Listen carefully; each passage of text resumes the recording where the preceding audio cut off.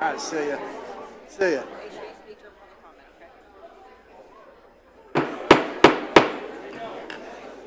Good morning, ladies and gentlemen. Is this volume on? Welcome to the City of Palm Coast City Council Business Meeting. Today is Tuesday, March 18th. It's 9 a.m. We are in the City Hall Community Wing. If you could please stand with me. I just text Ms. Stevens for an update on Ray. She has not returned my text, but I would hope that everyone sends up a prayer for Ray.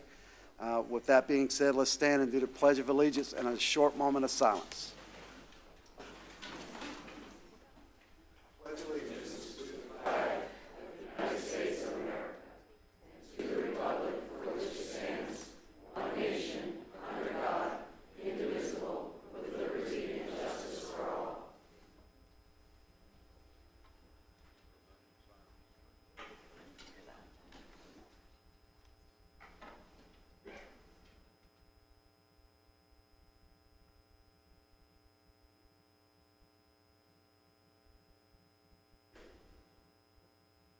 Thank you.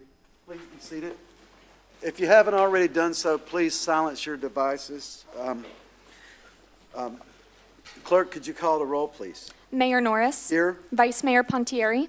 Present. Councilmember Gambaro. Here. Councilmember Miller. Here. All members are present. Thank you, ma'am. We will move on to item D, proclamations, and we only have one proclamation today, and it's the proclamation declaring March 21st, 2025 as World Down Syndrome Awareness Day. So if you're representing that organization, could you please come forward? Miss Virginia, you got them? Yep, this is Paula Wilburn from, everyone come on up, Thank you, ma'am. from our local Palm Coast Syndrome. Yeah. If we could get everyone to come up and face the audience, and we'll have the city manager read through the proclamation. Hello, everyone. Hello. Morning. Good morning. Good night. Good morning, y'all. Proclamation. Whereas March 21st is recognized globally as World Down Syndrome Day, a day dedicated to raising public awareness, advocating for rights, and celebrating the abilities and accomplishments of individuals with Down syndrome. And whereas the date March 21st symbolizes the trisomy of the 21st chromosome, the genetic characteristic of Down syndrome, highlighting the uniqueness of individuals with this condition. And whereas people with Down syndromes contribute meaningful to their families, schools, workplaces, and communities, enriching the lives of those around them through their talents, determination, and kindness. And whereas the City of Palm Coast is committed to fostering an inclusive and supportive environment where individuals with Down syndrome have access to opportunities that allow them to thrive, participate fully, and achieve their goals. And whereas community organizations, advocates, and families work tirelessly to promote awareness, acceptance, and equal opportunities for individuals with Down syndrome, ensuring they are valued as integral members of society. Now, therefore, be it proclaimed by Mayor and City Council of the City of Palm Coast, Florida, that March 21st, 2025 be officially designated as World Down Syndrome Awareness Day, and encourage all residents to celebrate, support, and promote the inclusion and empowerment of individuals with Down syndrome. Signed this 18th day of March 2025, Kaylee Cook, City Clerk, and City of Palm Coast Mayor Michael Norris.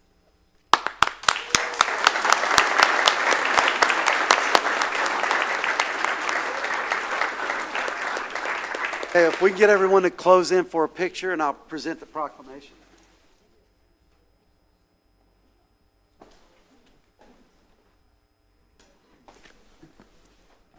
Can we have you guys squeeze in a little bit? Who's receiving the proclamation?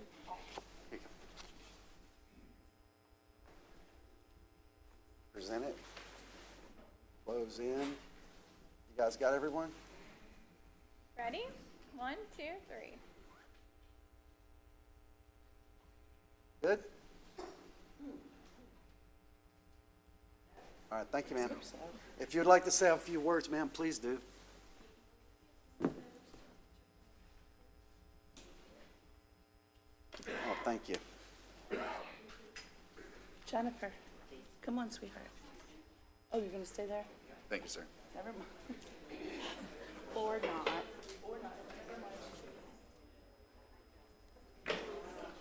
Sir.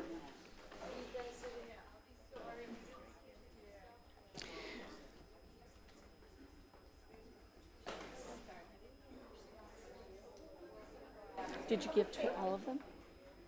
You gave to all of them? Okay. Yes, ma'am. Go right ahead. Good morning. Thank you, Mr. Mayor and the City Council, Ms. Johnston, for having us this morning. Thank you, sweetheart. You can stay right here with me. Okay? We are here representing the Fun Coast Down Syndrome Association, and I want to tell you just a little bit about what World Down Syndrome Day is about.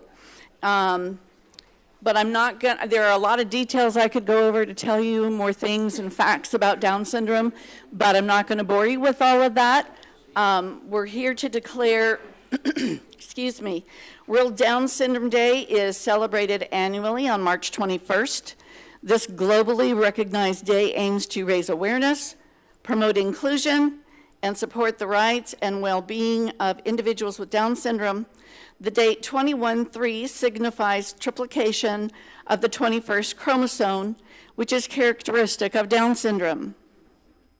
World Down Syndrome Day was first observed in 2006, following a campaign led by Down Syndrome International and its member organizations. The United Nations recognized it officially in 2011, emphasizing the importance of addressing the health and socioeconomic challenges faced by individuals with Down syndrome. Down syndrome, also known as trisomy 21, is a genetic condition caused by the presence of an extra chromosome of the 21st chromosome that leads to a range of physical and intellectual characteristics. We here with the Fun Coast Down Syndrome Association, we support and give resources to individuals with Down syndrome and their families in Flagler, East Volusia, Putnam, and St. Johns counties. We actually came into existence when my son right here was 3 years old, and he is now almost 26. So we've been around for a while, but still are a small group because we are volunteer driven. I am the founder and executive director of the association, and I work full-time as an orthopedic nurse with Advent Health. But I'm honored to be able to take the time out from what actually pays my bills to come and be with the people who keep me going. The people that you see here today are just a very small representation of the people that we are serving here in our community. Did Jason leave? Is he still here? He's gone. Oh, I'm sorry. One of our members, it is his 30th birthday today. That's Jason Rodriguez, and I guess he left early. Jason works at the Outback, and he puts in a lot of hard hours. He's just one of our guys who are working part-time jobs, and his sometimes is more like a full-time job. We have another individual, Mikey Bolello, who works at Carrabba's. Both of those guys are bussers and do whatever they can and hand out hugs whenever they're allowed to. My son here is Keaton. He is the force behind us. He's the reason we started, and he works at Mezzalunas at European Village. And I'm saying that to help the community realize that people with Down syndrome have desires and ambitions and hopes and dreams just like everyone else does. And working gives them self-confidence and a feeling of belonging to the community. Keaton here, I'll emphasize him again because he's mine, and you need a story in front of you. Keaton was born in 1999. We did not know he was going to have Down syndrome when he was born. In fact, he was not diagnosed until he was 7 months old, because denial is a very strong thing. But this young man not only helped us get this started, but he was included in general education in grade school, junior high, and high school. Not full-time, but he was out there in the general population teaching about how much he's the same rather than different. He attended Matanzas High School, and as a freshman, he was homecoming prince and made the news. He was in junior ROTC at Matanzas. He played in the steel drum band. He was his senior prom's king. And like I said, he works at Mezzalunas. Keaton, do you want to just tell them maybe 2 things that you want to have happen in your life? What are the 2 things that you're really wanting to have happen in your life? Step up here. Is it real clear? I had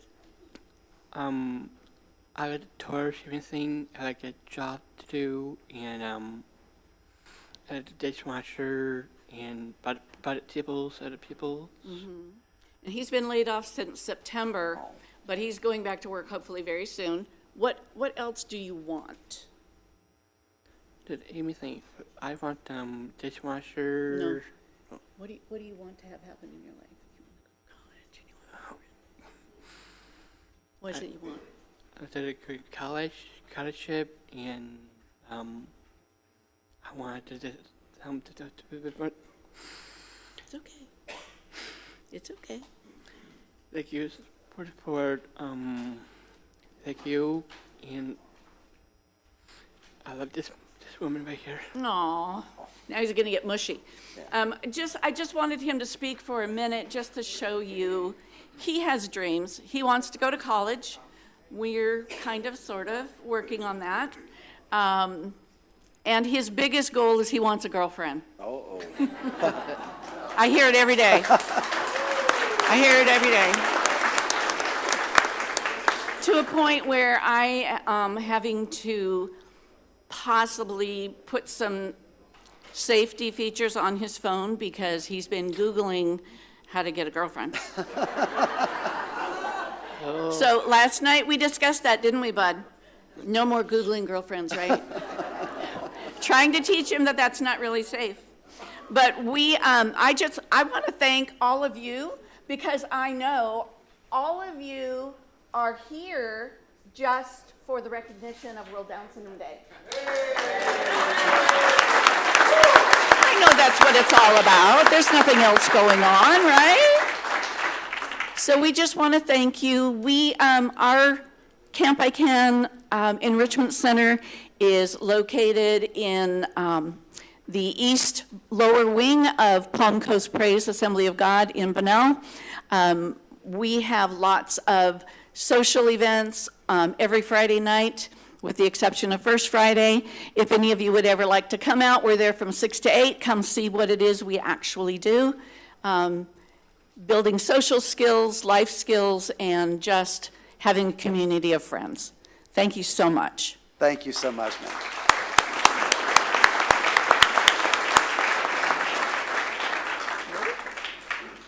Bring it back to the dais. Oh, I'm sorry, Virginia. Sorry, Go right Mayor. ahead. Mayor, City Council, I'd just like to point out the support that we have been coming together as a group.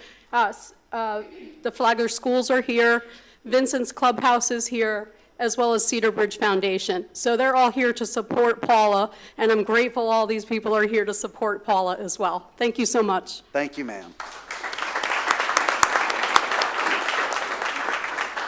I'll bring it back to the dais if anyone have any comment regarding the proclamation? Just really quickly, thank you all so much for coming and for sharing. Thank you, Paula, for sharing your beautiful son with us. I always get a hug from Jason when I'm at Outback, so I appreciate him. And thank you to everybody in our community that contributes to helping these individuals in any way that we can. I'm encouraged, I'm humbled by them, and I'm just very grateful that you all were here today, and I thank council and staff for recognizing such a wonderful cause. Thank you, Vice Mayor. Anyone else?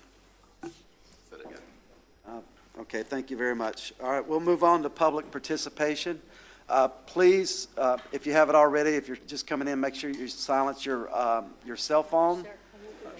Silence your cell phone, and remember, not any derogatory or incendiary comments.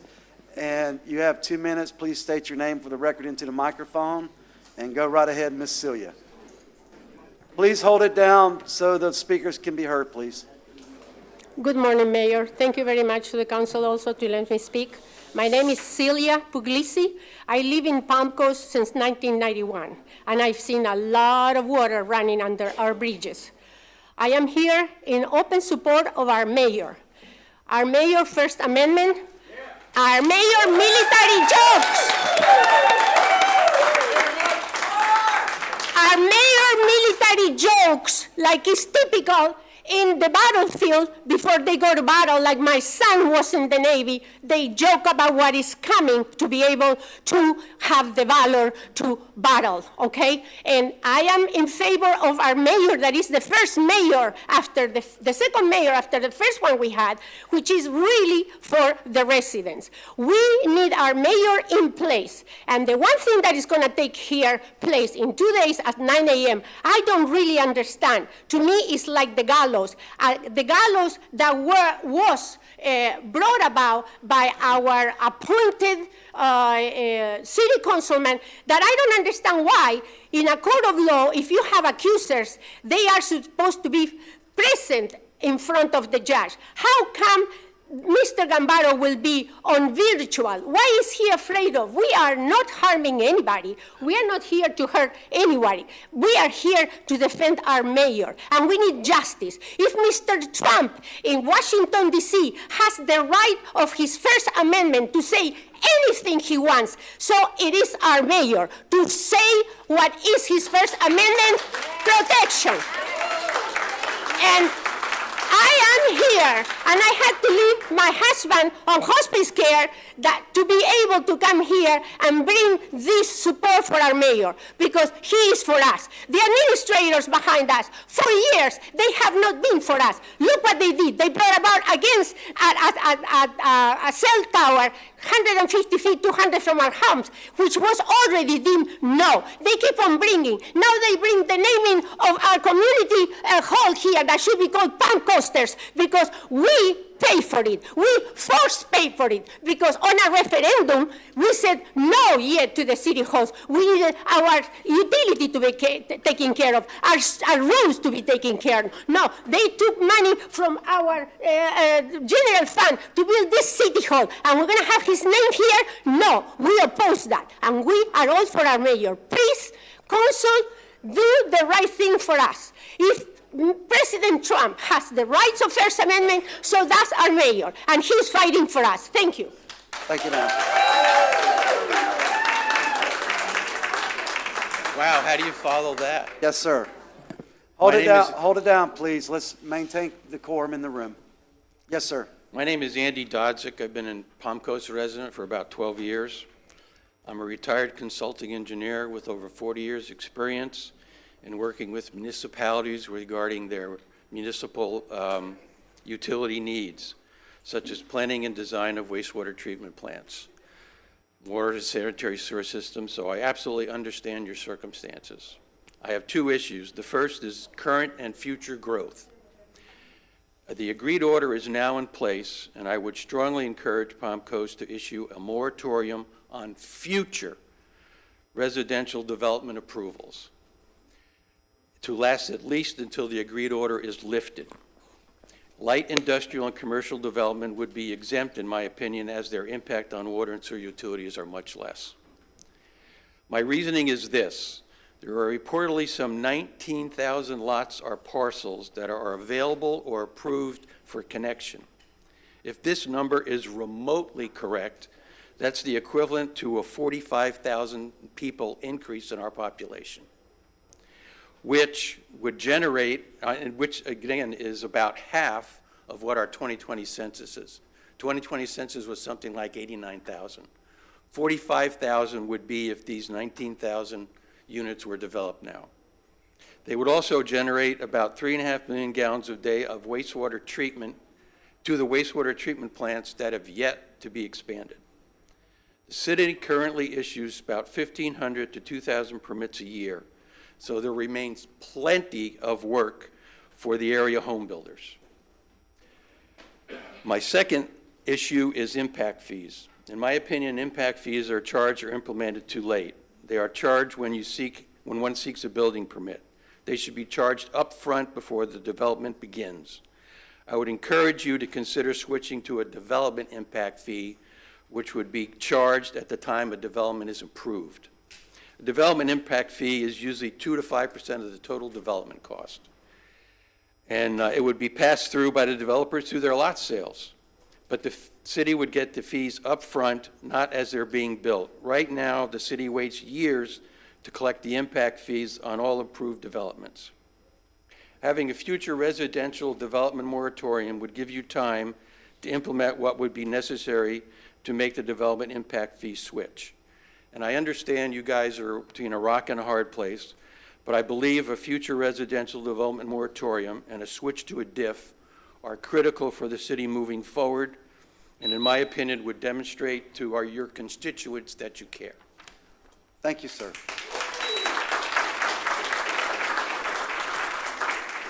Yes, sir. Good morning. Cameron Orr, Animal Refuge, Fly Litter. I recognize that at the current time, this council and this county have many, many competing budgetary issues. We've got water treatment issues, street repair, repaving, potential beach renourishment project, and potential building moratoriums. But I want to remind you that we still need to address and find a solution for the overcrowding that's still in place at our one and only shelter in this county. Despite widespread messaging on emails and social media back in January, where our shelter said they were going to come and share their plans to improve and expand, no such plans have been presented or been apparent. A month ago, we presented to you data from 7 other counties with municipal shelters that are similar in size to our county. 3 of those counties are building new shelters this year. 1 of them built one 4 years ago. The most cost-effective approach that's being taken right now is in Putnam County. And if you have the chance, I would encourage you to take the short drive up to their county law enforcement complex and see what they're putting in place. If I understand correctly, we are going to have a joint city council county commission meeting again in April to address the animal welfare issues. I have no connection with, I sent you some data on an organization called Horizon Structures. It's just one of many, if you go out and Google, that are prefab animal sheltering capabilities. Some of them are used in the state of Florida, and there's some in Georgia. I've sent you data on a sample 24 by 60 structure that houses 16 kennels. With every option you can imagine, that structure costs about $200,000. You'd still have to erect a slab, provide utilities, probably septic for the waste, et cetera. But a couple of those shelters on some property would certainly be adequate as a start. I've included some pictures and some pricing data sheets just for your information. Again, I'm not sure if the council or the staff is collecting data prior to that April workshop, but I just want to remind you that Animal Refuge Flagler stands ready to assist you with any data collection you need. Thanks. Thank you, Mr. Orr. Paul Pontono, Palm Coast. Yes, sir. I'm here to express my extreme disappointment and disgust with the city council. If there were an election tomorrow for mayor, I would vote for that man right there again.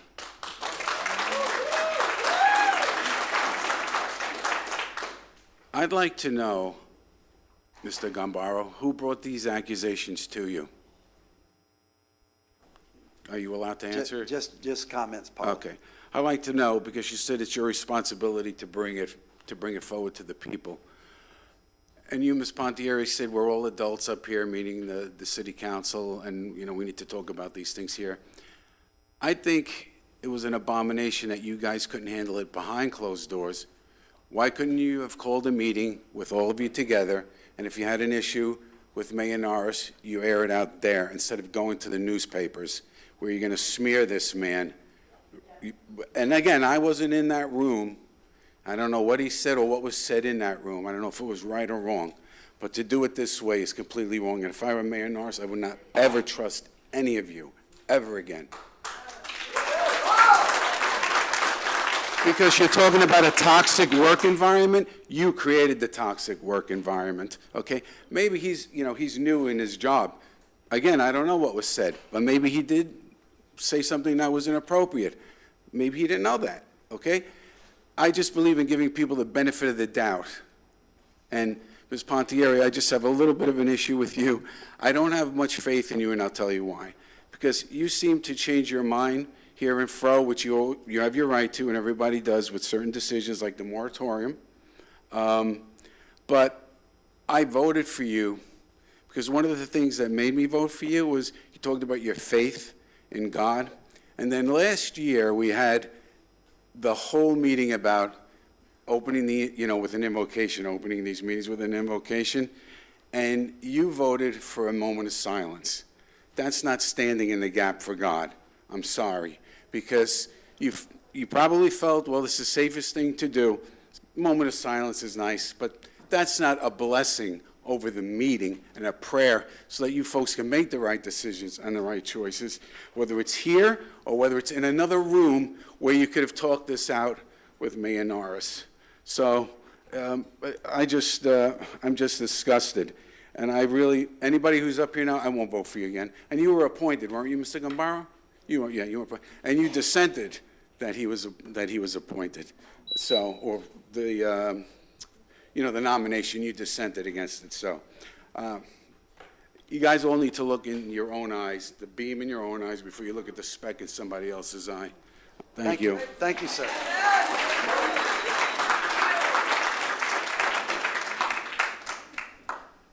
Yes, Mr. Kunis. Gary Kunis, C-section. First, we'll talk about the sewer system.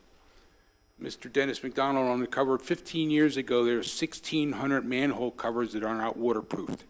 So every time there's a rainstorm, the water runs into the sewage system and backs up, and what do we get? Don't use your washers, don't take a shower, don't use the dishwashers, etc. These things need to be fixed before we look at how much more we need in sewer systems. If we don't have enough sewer systems and waters, the building should be stopped because you can't supply them. Period. Talk about ethics next. Children in school found out if they complain about a teacher that failed them and say, oh, the teacher did something, he touched us, whatever, it goes through, that teacher's done. And that's what I see what's going on here in the city. It started before Mike even ran for mayor by Danko. He didn't want him in there, no how, no way. And I have texts from him stating that. They decided to pick on the general to keep you in line. That was their ulterior motive for that. And I have that in writing from Danko. So you have somebody's picked there as a plant. The people in the individual district should pick the people to replace people that drop out. And if you want help with that, I'd be more than happy to put together a package and mail those things out to those people so they have a chance to vote on the people they want, not something that's appointed. Right after the amendments, the amendment was another issue. That was railroaded through by two lawyers that didn't give us all the information that was necessary for us to make the proper decision on it. Fortunately, it was beat. So Alvin didn't get his 90 million, okay? After the comprehensive plan was dropped out and voted down by you, within an hour, the general here is calling Alvin to say, oh, it was dropped. What do I do? Which means he's a definite plant and shouldn't be there. Should be tossed immediately for ethics violation for that. Thank you. Thank you, sir. Yes, sir, Mr. Carr. Steve Carr, Palm Coast. I would like to speak up for the warrant officers of the United States Army. They are outstanding people. They are very technical people. Many of them have started their own small businesses and have been very successful at it. Many of them have left and gone into large corporations and been able to take over large departments and work them pretty well. 1987, the United States Army commissioned all warrant officers. They're not just warrant officers, they're commissioned warrant officers, which means that they can do multiple things. They're great leaders. So to exclude somebody because they were a warrant officer is, I think, it's pretty bad off of the and everything. Also on the moratorium, there are multiple cities in the area that are considered moratoriums. And I would like to just read something from, there's one that's called Florida City. Of course, they're a smaller city, but they still had a problem with the growth and their development. And it said the Florida City leaders and residents are concerned about the effects of more people in the city. They want to give staff more time to develop plans to accommodate the more people. I see the mayor wants to do that too. What's wrong with having a plan to accommodate? I mean, you can keep growing and you can keep growing and to the point that, are you trying to put 5 families in a 2-bedroom home? You know, it wouldn't work. So there are cities that are doing this. St. Johns County's either got a moratorium or they're looking at doing a moratorium. And there are just other cities that are doing moratoriums to protect the residents that they have now. To protect the residents that they have now so that the growth don't deteriorate the whole community. Thank you. Thank you, sir. Yes, sir, Mr. Davis. Good morning, Jeremy Davis, P section. Everybody's quiet. They all know I like to use my language. I'm sorry for my language before. As this is very personal, this is a personal thing because it is my home. And yes, I involve language in my everyday life, but I shouldn't take it out on you. And I did ask for accountability, and you finally asked for accountability. This morning coming in, I seen the parade of builders who, it made me upset ultimately at the beginning because some of those builders are responsible for that home next to me. And why am I getting mad at the builder when ultimately it was approved by the people in the back? And you asked for that accountability. So I want to say thank you. I do thank you for that. Finally, someone is standing up for the residents. Because I've been coming here for almost 2 years asking for that very same thing. Very simple question. How is this getting approved? Like the man said earlier, there's 19,000 homes already approved. We're at 43,000 and we can barely sustain. It doesn't make sense. I mean, he made a lot of sense. You made a lot of sense because you're trying to build a plan to protect the residents, what we already have. He didn't make sense because he wasn't even here, and he just put that accusation out live on it for all this to happen.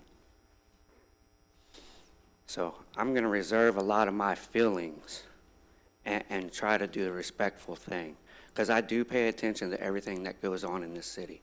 I love my home. I love my city. And all these residents that do know me and the builders that know me personally, I'm a very nice guy, and I would give you the shirt off my back if I had to. And right now, Mayor, I would give you my shirt off of my back to give you a hand to clean this city up. I appreciate what you are doing.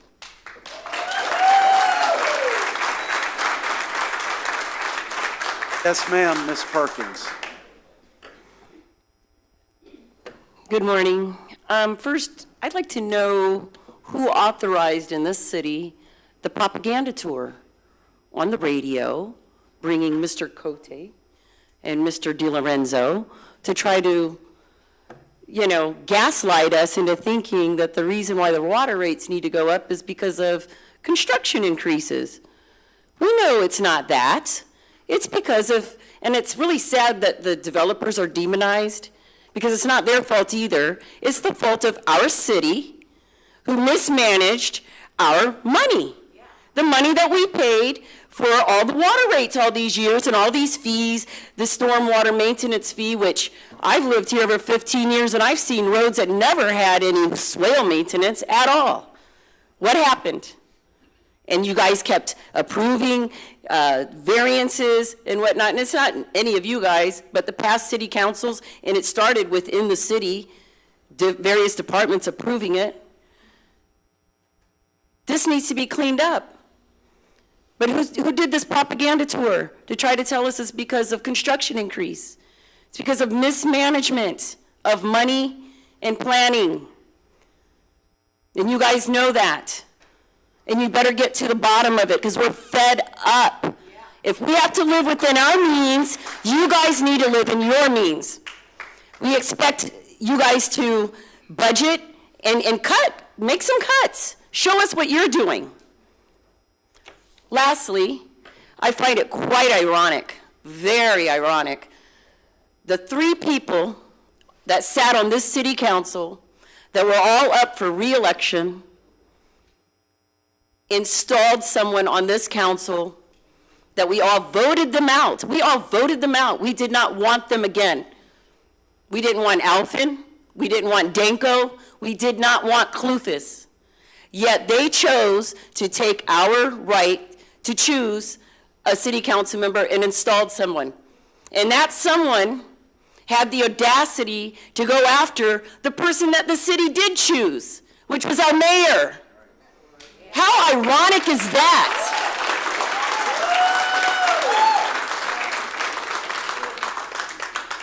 We know who's behind all of this. We all know. But finally we get a mayor that is for the people, and now they want to try and take him out. Sounds familiar, huh? We made a mandate November 5th. And like J.D. Vance said at the National League of Cities, good government begins in the community, begins in the city. You guys better get to stepping, or you will get primaried. Thank you, ma'am.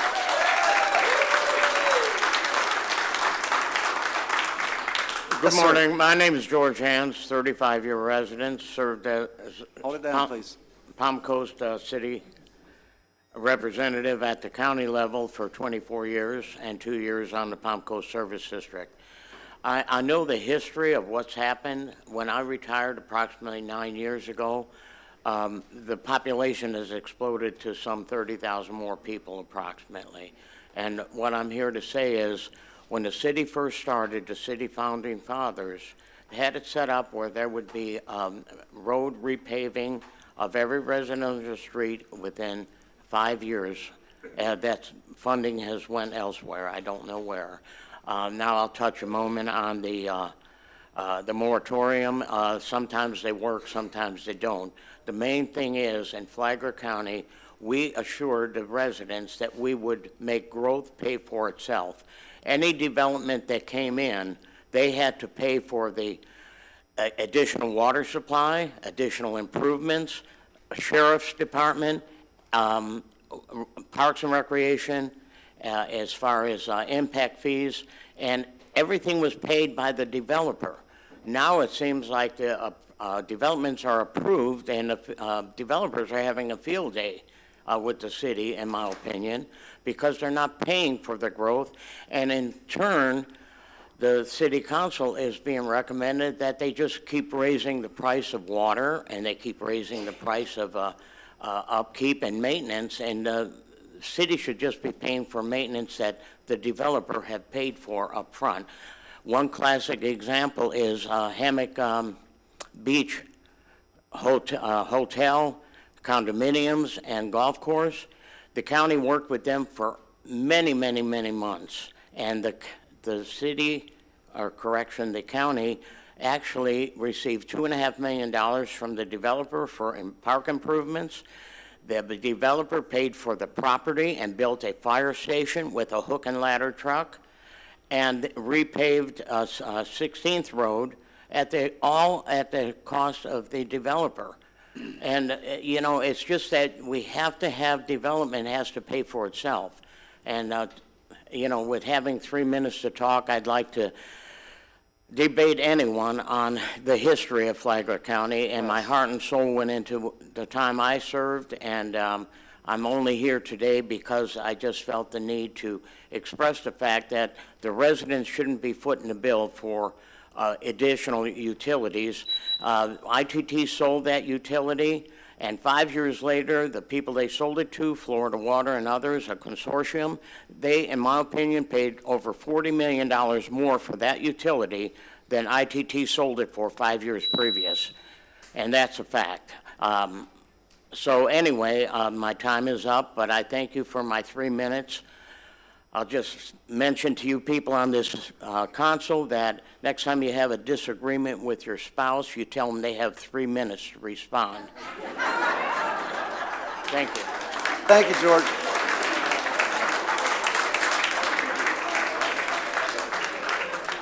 Hold up just a second.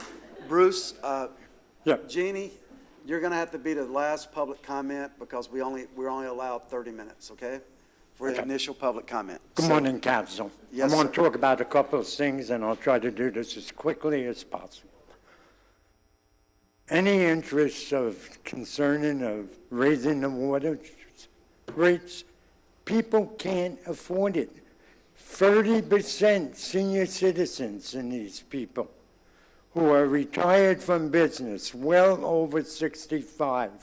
You know what those people get as Social Security? If they're lucky, maybe $1,600, if they're lucky. So if you have to raise the water rates, and I don't refer to this because I worked 55 years and I'm 76. I worked for Goldman Sachs for a year, British Petroleum for 21 years, New York Tel for 10 years, and 21 years on Wall Street with my own companies. Wall Street, we didn't have the problems this city has. It's amazing. We had a lot of corruption, a lot of bad people. A lot of people went to jail, but wow, it's just amazing. And this man up here, let me tell you something about Mr. Norris. I was renting a house on Cimarron Drive, paying tons of money. The landlord let the water go where we had no water. And 2 weeks later, the other way around. I didn't have air conditioning for 2 weeks, and we didn't have any hot water for 2 months. We finally left. This man showed up with window air conditioners for us. And by far, living in the city 14 years, best man I've seen on this running for mayor. We've had people in this city council wanted by the FBI, wanted by other agencies. We know what Afrin did to this town, his whole crew. You're victimizing the wrong person. And he has every right to call department heads in, and if they're not doing their job, or he needs to talk to them, or give him any verbal warning, he has every right. It doesn't have to be discussed, and I understood he had the city attorney there. And I'm not going to mention the person. There's a person sitting in this council that's giving back Afrin information. That is disgusting. Thank you. Thank you, sir. Good morning, Jeannie Duarte, C-Section. Ma'am. The moratorium supports bigger and better projects for those workers who arrived here today, such as industrial and infrastructure jobs, which will also provide opportunities and better paying jobs for those who live here to stay here. Creating stages for mass development is critical. Industrial and infrastructure must take priority and be complete before commercial and multifamily stick-home dwellings. And to tell someone to resign is not the same as terminating the last city manager without cause, as we saw the last mayor and council do. Thank you. Thank you, Ms. Jeannie. Good morning. My name is Rich This is going to be the Stroger. last one. This will be the last public comment. 1 minute. All right. Yes, sir. Go right My ahead. name is Rich Stroger. I'm in the F section, actually 21 Flaxton Lane. I've been dealing with a lot of problems with the swells. First of all, Mr. Norris, I want to let you know how important that memorandum about building additional is so critical. We can't even get our roads paved existing as they are now. But anyway, I've only been a resident about 19 months now. I built a new home down here thinking this is going to be the place because it's all about taxes and everything else you retire to. Well, little did I know that when I got my first tax bill, property tax bill, it was way higher than Maryland. That's why I left Maryland, because of the taxes. Okay, but okay, it's $4,700 plus for a 1,800 square foot home. Okay, whatever. The swell's outside. We see this mess. I dealt with Mr. Robert Grossman initially, that just retired. And he said that this problem will be taken care of. They're going to come through and clean the swells out, which they did. And then after 3 months, they put the sod down. That sod grew, and again, the same problem developed. So now we're going on to the second year, and here we are dealing with the same issue. My understanding is this continues to go on and on and on. And after talking to several people, and I mean a lot of people, I sent all the emails, most of the correspondence here to the council here, along with pictures of these swells. Anyway, that being said, the problem I have is nobody's listening, and there's too much bureaucracy here. I can give you many examples, but let's just start with a few basic ones. Well, after I talked to Mr. Grossman and everything, he couldn't do any more, so I went to the next level. I talked to Robert Dalton, and I forget his name right in front of me, but anyway, Mr. Robert Dalton and one of his colleagues, and they told me, the council actually called me Ms. Pontier, that I've been communicating with. I hope I pronounced that right. And that they told me that they're looking at these other swells at other places. So I talked to them after they came back, and they looked at 6 different places. And every one of them were not meeting their standards. They had one excuse why they wouldn't do it. Every one. The sad part about it is, as we continue to go on and on and on, we're doing the same thing. I made several suggestions that I know would work, but simple things like recently, Mr. Coates' assistant came out, Miss, I give her a name, I was hoping that she'd be here today. Lynn Stevens? Miss Stevens. And she had mentioned, she asked me, after she's got like 30 years experience, and she just started with Palm Coast not long ago. And she told me, well, what do you think about concrete? I says, geez, that was my first suggestion. They told me it was too much money. I said, what do you mean too much money? You got a half cove there, you put a little gravel base, you don't have to do anything, and your water run off, and you'll still have your rainwater. That, again, I don't have that much time, but just give me one more minute, please. The fact is that all these things go on and on and on, including they used to cut a hole in there with the grass not going there, and it worked better, and it lasted longer, but they don't go back to it. They want to do the same thing over and over again, which is the definition of insanity. They are not willing to try anything else. We just continue to do with this problem over and over again.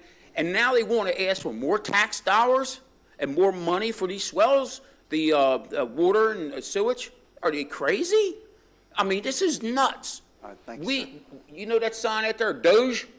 We got so many layers of bureaucracy, not necessarily here, but the layers we have in this city. Example is when you get one guy out that digs a hole, they'll tell the other guy to fix his maintenance. Sir. This guy is this. Sir, your time's expired. I understand, but my Thank point, you. sir, is Thank you. you can't nothing done that way. Please reach out to Ms. Stevens in the back, if she's back there. I'm sorry, but Pete, that's if what could you hook him up call with job Ms. security. Stevens? Go ahead, I'm sorry. Go ahead, yes, ma'am. Okay, Mr. Mayor, I'm really happy that you're our mayor, first of all. Maybe you can see that on June 20th, 23, the city of Palm Coast received $54 million in state funding for critical projects. Okay, I mean, it was blasted all over, and I figured, oh, maybe we're going to get decent water and sewage. where I don't have to not take a shower for 2 days or try to call the police department on Sunday night to get somebody out to see what's wrong inside my little septic tank out in front. Just last week, we had company, and I had to tell my company, I'm sorry, you couldn't take a shower, flush the toilets until the water department comes out. And these septic tanks they have out in front of your house, they're actually sinking. Because I've been here in Palmco since, I believe, in the 90s, one red light. But anyway, in front of my house now, it's my third house here in Palmco's, my septic tank is sinking.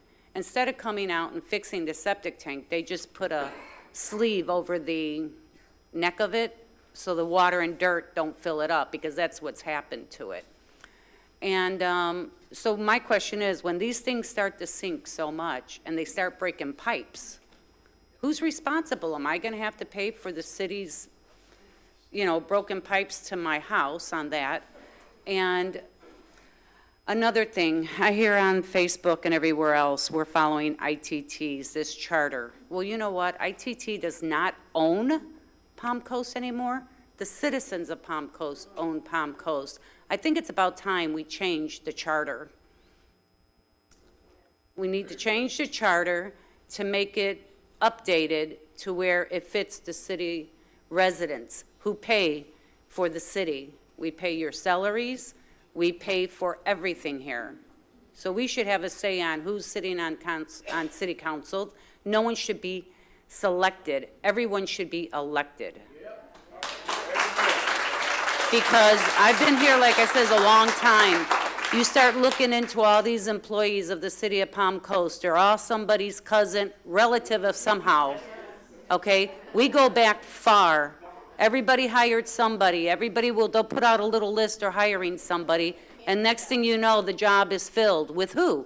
Oh, well, Susie Jane's cousin from up north who just came down here and she needs a job. All right, and the corruption is very, very deep here in Palm Coast and for a long time. And Mayor, I am so sorry you have to get the brunt of this, but you are doing what you were hired for, and this is evil against you. And I believe it starts with ITT, and they have their plants in this city very tight.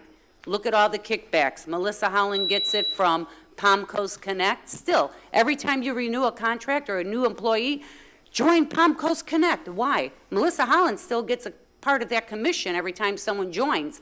Every year, we need a new communication, get away from one person, Melissa Hollins, who has connections with her uncle that's in ITT. It's all a big rat nest, and we need to clean it up. All right, thank you, ma'am. Sir, that's it for public comments. You can comment on items on the agenda, but we have to move on to city business. There's only two left. Say again? And technically, the last two people went over. Consensus to let the last two I'll be speak? about a minute and a half. Last two, please go ahead. How we doing? My name is Jared Halleck. I'm a construction manager here in town for a local builder. Can you hear me? Pull the mic up. There you go. All right. My name is Jared Halleck. I'm a construction manager here in town for a local builder.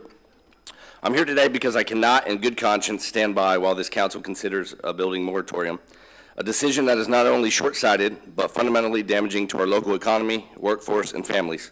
Let's call this moratorium what it really is, a knee-jerk reaction that creates more problems than it solves. You want to address infrastructure concerns? Great, but halting construction won't fix those problems. It will make them worse.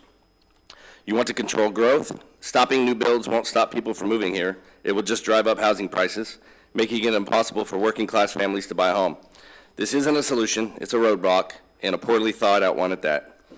A moratorium doesn't just pause development, it chokes the local economy. It takes paychecks away from skilled laborers, electricians, plumbers, roofers, and countless others who rely on steady work to support their families. It shuts down business for local suppliers, realtors, mortgage brokers, and small businesses that thrive when construction is moving. Every one of those paychecks feeds back into this community. You pull the plug on construction, and you'll watch that money dry up overnight. And what's the plan for when that happens? Do we tell these hardworking people to just wait it out? That their families should somehow survive while politicians decide how long their livelihoods are expendable? That's not how an economy works, and it's certainly not how you support the people who keep this town running. Let's be clear, growth isn't the enemy, mismanagement is. If there are infrastructure concerns, then let's invest in solutions, not hit the brakes on progress. Let's talk about smart, strategic development instead of slamming the door on builders and workers who are the backbone of this community. A building moratorium is a lazy, destructive choice that punishes the very people this council was elected to serve. If you truly care about this town's future, you'll reject this reckless proposal and work toward real solutions that encourage responsible growth, not economic collapse. Thank you. Thank you, sir.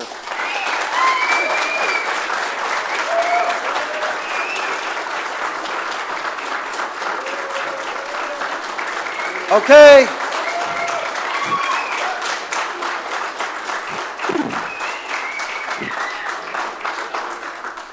Yes, ma'am. Good morning. My name is Chantal Pröninger. I live in Section Z, and today my soul is deeply troubled. During COVID pandemic, people all over the world were forced to mask, get a shot or lost their job, no possibility of question anything, no sanity, right or wrong, all mixed up. And just at the time we started to breathe some relief, Mayor Norris finds himself all over Facebook and the internet under a threat of investigation for simply, possibly suggesting in a conversation somebody should resign. How has his right to speak become a crime? There is no proof. His accusers themselves are saying the whole truth. Had I suggested myself or encouraged the city manager to resign, nobody would have paid attention to my words because they would not have been backed up by the authority to fire that person in the same way. Mayor Norris' words, whatever they were not backed up by any authority to fire that person. Don't you have, council members, anything more important to do with your time?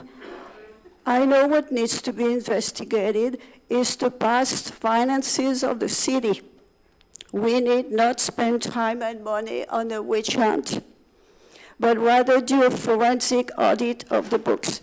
Please take a good breath and calm down. Let Mayor Norris do his job instead of cutting the grass under his feet. Hold strong on a complete building moratorium. The people clearly asked for it. Mismanagement probably started the issue, but now it's not what we're dealing with. It's a building issue. And the swells, I heard somebody talk about the swells. We have a new house in our neighborhood, and they leveled the ground and they prepared the swells. Well, guess what?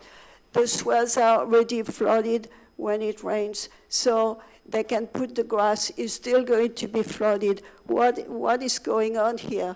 Can somebody inspect those swells before they even put the grass? The repair job would be so much easier because it would be on the developers. Thank you. Thank you, ma'am. I'll bring it back to the dais. City Manager, do you have any follow-up on any of the comments by the citizens? Other than the pending investigation, I would not want my civil liberties violated. So, yes, ma'am. Do you have anything? Thank you, Mayor and City Council.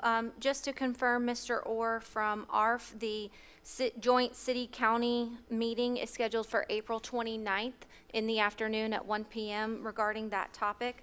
And then Ms. Lynn Stevens is in the back. Ms. Chantel, who was our last speaker, if you would like to speak with her regarding any swale issues, she's in the back of the room. Thank you, Mayor. Thank you. Did you have something, Vice Mayor? Councilman Miller. Yeah, thank you. I just wanted to kind of echo to Mr. Orr that we'll be at that meeting, so I'd encourage you to come to that meeting and speak. I think some of the information that you presented is important for the county to see as well if we're going to work on a partnership in terms of a strategic plan to handle animal services. Additionally, there was a mention of the charter being ITT's charter. The charter was adopted by the residents of this community at the founding of the city. So It is our charter, and there's a methodology to change it, so, we can make amendments to the charter to change it in a way that the citizens feel is appropriate. Additionally, Mr. Davis, let's see, I just want to say thank you for your comments. I appreciate that. Yes, Vice Mayor, you have anything? Thank you. Mr. Orr, we did receive some documents from the Flagler Humane Society. I don't know if you were copied on them, so I'll make sure you get them, because there are some items that you were asking for ARF, so I'll make sure you get those documents. With regards to the charter, I think we've discussed kind of informally both, well, I don't know about this council, but I know last council we discussed putting together a committee to look at amending the charter for various different reasons. I think there's a few things on there that could probably be addressed and improved. So if this council is willing, if we can get consensus, I would ask that maybe we do a workshop on what that looks like, what it would take, what the process is, and the different items that maybe we would like to update and amend to be more in line with where we are as a city currently.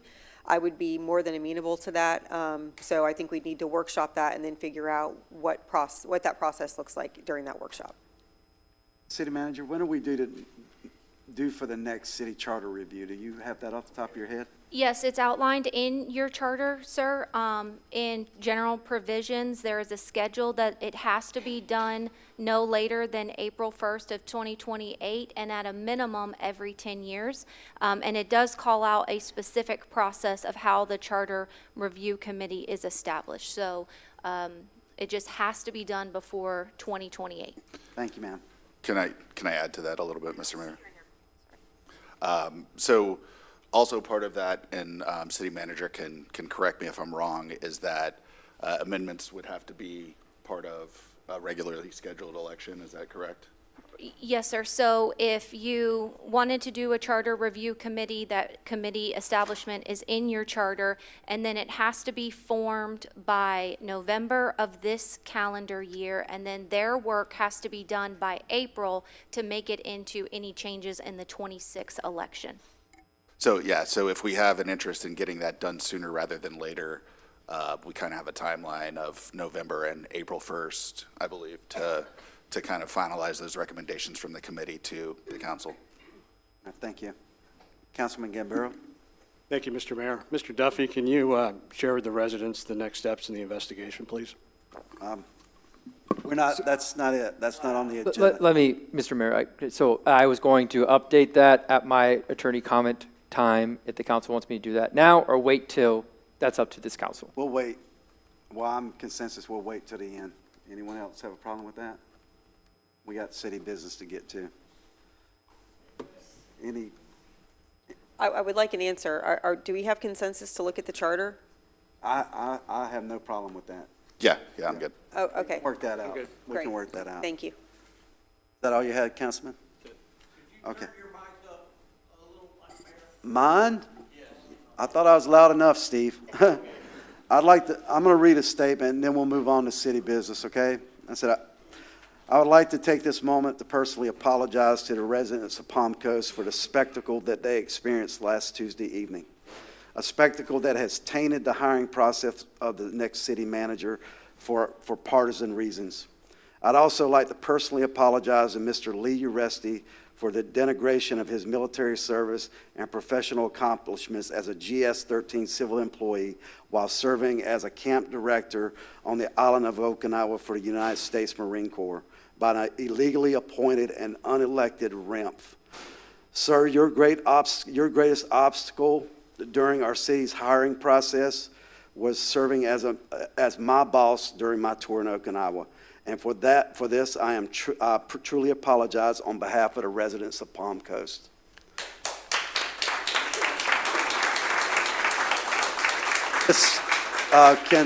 Can we get approvals of the minutes? Can I get someone a motion to approve the minutes, or do we have any additions or deletions for the minutes? I'll make a motion to approve. Second.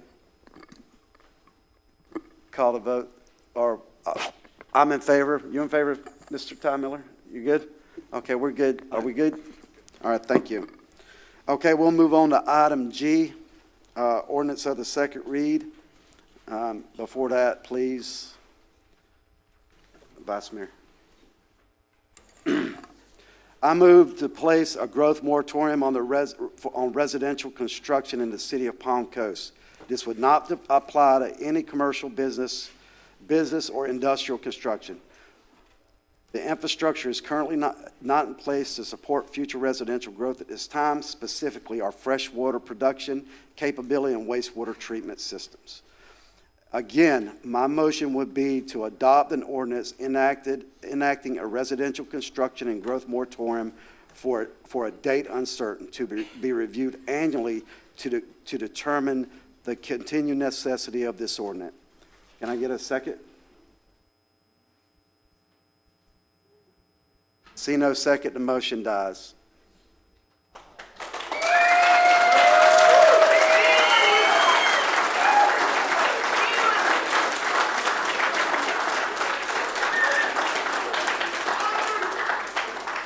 We will move on to item G, ordinance of the second read, 3. Attorney, please read it. Yes, we have a ordinance of the second read, a 2025 ordinance. Hold on, Mr. Duffy. Yes, sir. If you're leaving the room, please do quietly so we can get on with our business.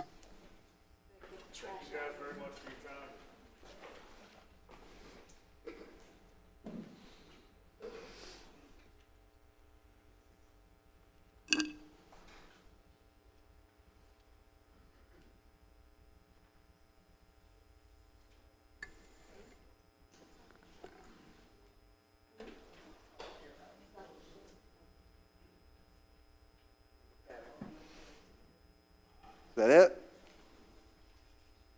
So we can continue with the tail wagging the dog. Mr. Duffy?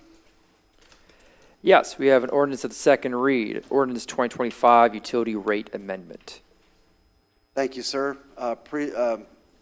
City Manager, if you present the presenters, please. Yes, sir. Mayor, City Council, Director of Stormwater and Engineering, Mr. Carl Cody, and our consultant from Raftellus, Mr. Murray Hamilton, are here to present the second read of the utility rate and charges for services.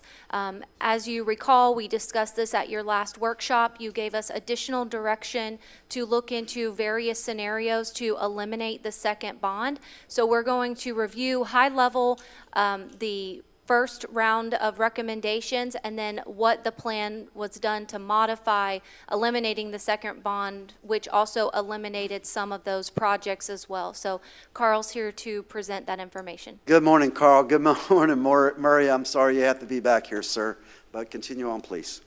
Yes, good morning.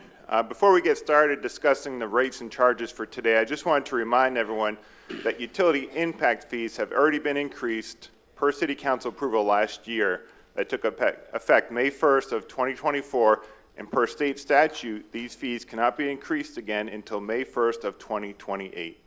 So we're not here to talk about developer and impact fees today. We're here to talk about charges for services and utility rates. So first, we will begin with the summary of charges for services, which are costs charged to provide specific services and violations such as turn on and off of services, fire flow tests, backflow preventer annual inspections, water taps, meter installations. The intent is to maintain our cost recovery, as this is critical for a sustainable operation. Upon review, the existing fees are no longer aligned with the increased cost of materials and labor, and we will go over the proposed changes on the upcoming slides. When properties are developed, it requires a utility agreement with the city to provide utility service. Part of this agreement includes fees to cover city expenses, including but not limited to administrative and inspection services associated with new utilities. Basically, fees to recoup costs associated with new development. This is in addition to any impact fees, not in place of. A modification is proposed to simplify the process and so that the developer can determine these fees early on in their process. The new system will utilize a cost of $75 for each water and sewer ERU with a minimum charge of $3,500 to cover projects that have minimal ERUs like a bank. These fees were left out of the exhibit on the first reading and they have been added to the ordinance included in the agenda packet today. The utility also has numerous charges and fees. These are not monthly charges, but a charge for a specific purpose. This slide shows a listing of fees associated with water that have proposed changes as well as new proposed fees. The items in red are those that have changed from the first reading. Updates were made to clarify the costs associated with meter installations with and without a tap, rather than to have a separate tap charge.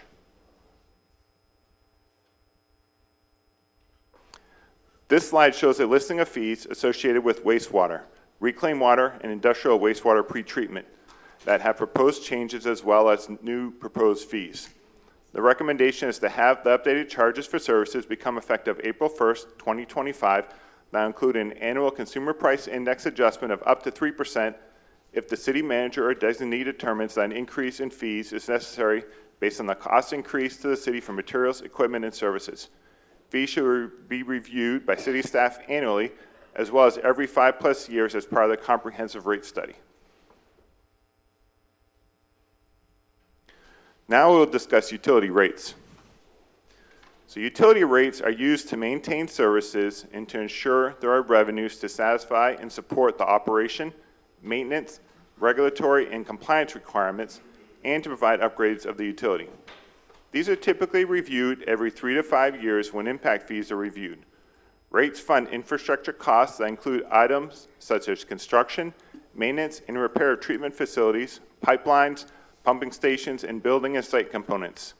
It's important to note that some of these elements can have substantial expenses requiring thoughtful, long-term planning. Rates also cover operational day-to-day costs such as labor, energy, chemicals, and equipment maintenance. These costs can fluctuate based on changes in the demand, flow, or loading of the system. Energy and chemicals will vary as the flow or loading of the system changes, inflationary costs, and supply and demand for items. Rates also cover regulatory and compliance costs that entails testing, monitoring, and reporting to ensure treated water or wastewater adheres to environmental and regulatory standards. It's also vital to anticipate future changes in the treatment process, such as PFAS and PFs, seek alternative water supplies, and future shifts in waste streams. Another item is replacement and rehabilitation, referred to as R&R of infrastructure, and upgrades of equipment, typically on longer-term cycles. It's critical to place or rehabilitate our vital assets by evaluating the physical condition and functionality of its remaining service life. The utility must allocate a minimum of 5% of revenue for R&R, however, much more is necessary in order to maintain our infrastructure. So why do we need a rate increase? The utility system is a critical element for Palm Coast that requires funding necessary to revitalize our existing infrastructure, provide safe drinking water and wastewater system that will not harm residents or the environment, and to provide infrastructure for economic growth to attract industrial and commercial development that will provide employment opportunities. The utility department has taken all necessary steps to minimize the financial impact to Palm Coast residents. Okay, hold it down. Some actions taken include completing a strategic action plan that include items such as optimizing operations, planning for future regulatory needs, and upkeep of existing infrastructure, sought out and continued to obtain state appropriation and grants, reviewed fees and charges that resulted in an increase in impact fees paid by new development, as well as recovering costs that are assessed through the utility charges. This slide shows a summary of the recommended 5-year capital funding by project type and funding source. It includes the current fiscal year 25 approved budget and the proposed fiscal year 26 through 299 proposed projects that were included in the original gap analysis. Water capacity makes up 20% of the total budget, wastewater capacity makes up 40%, and R&R makes up 36% of the total. These projects are proposed to be funded by rates, impact fees, grants, loans, and bonds as shown. So this slide is a summary of the recommended 5-year water capacity projects. The columns in the shaded salmon color are the projected execution amounts that include inflationary adjustments. There's also a total column for the 5-year plan, and then the columns to the right are the various sources that will fund the program, broken down by impact fees, grants, and SRF loan. Fiscal year 26 bond and a 28 bond. You'll note that impact fees are covering almost $50 million in project costs, with the balance coming from bonds. The primary projects are to expand water treatment facility number 3 with the correlated well and well field expansion, which includes the addition of brackish water as a new raw water source that's part of the city's current consumptive use permit allocation. This slide is a summary of the recommended 5-year wastewater capacity projects. You will note that impact fees are covering almost $42 million in the project costs, with the balance coming from grants, loans, and bonds. Wastewater plant number 1 expansion and the PEP system make up the majority of the project expenses, both of which will provide capacity for vacant ITT lots. This slide is a summary of the recommended water R&R projects. Maintaining the existing infrastructure is critical and needs to be properly funded. You'll note that rates are covering over $30 million in project costs, with the balance coming from bonds. Some of the major costs with the water system are the water plants and meters, and most critically, the existing wells. The city's wells lose production capacity annually and require redrilling, rehabilitation, or new wells to regain that lost capacity. One of the major projects that requires bonds is to address the oldest water treatment plant to improve operations and water quality. This slide is a summary of the recommended wastewater R&R projects. You will note that rates are covering over $44 million in project costs, with the balance coming from bonds. Some of the major costs with wastewater systems are the wastewater plants and lift and pump stations, as well as PEP tanks.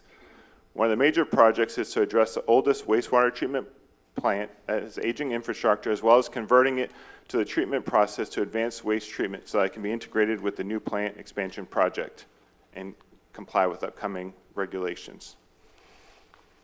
So, during a workshop on March 11th, City Council requested that an option to eliminate the second bond be presented as part of the second reading of the ordinance for consideration. This request identified modifying the 5-year CIP based on removal of the revenue from the second bond. The modified plan shall include all projects required as part of the consent decree and projects necessary in order to obtain an engineering certification declaration that the utility system capital plan is properly funded to maintain and keep the utility system in a decent operational condition, comply with regulatory requirements, as well as meet the capacity and demands in the utility system. A review of the rates will be revisited when impact fees are able to be reevaluated in fiscal year 27-28, with the ability for implementation beginning on May 1st, 2028. It was understood that additional bond and/or rate increases may be necessary at that time to address the deferred and/or reduced funding of projects, additional projects, any construction cost increases, regulatory requirements, or other needs. This slide shows a summary of the modified 5-year CIP funding by project type and funding source.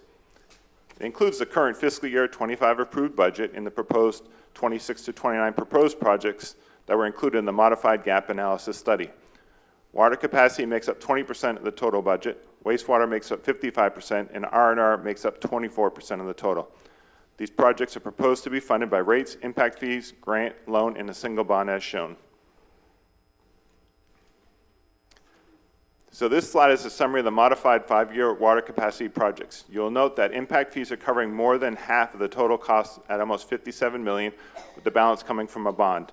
The primary projects are to expand the well field and wells and water treatment capacity number 3 expansion of 1.5 million gallons. So this slide outlines the major changes in the modified plan for the water capacity fund. Expenditures were reduced by $29 million.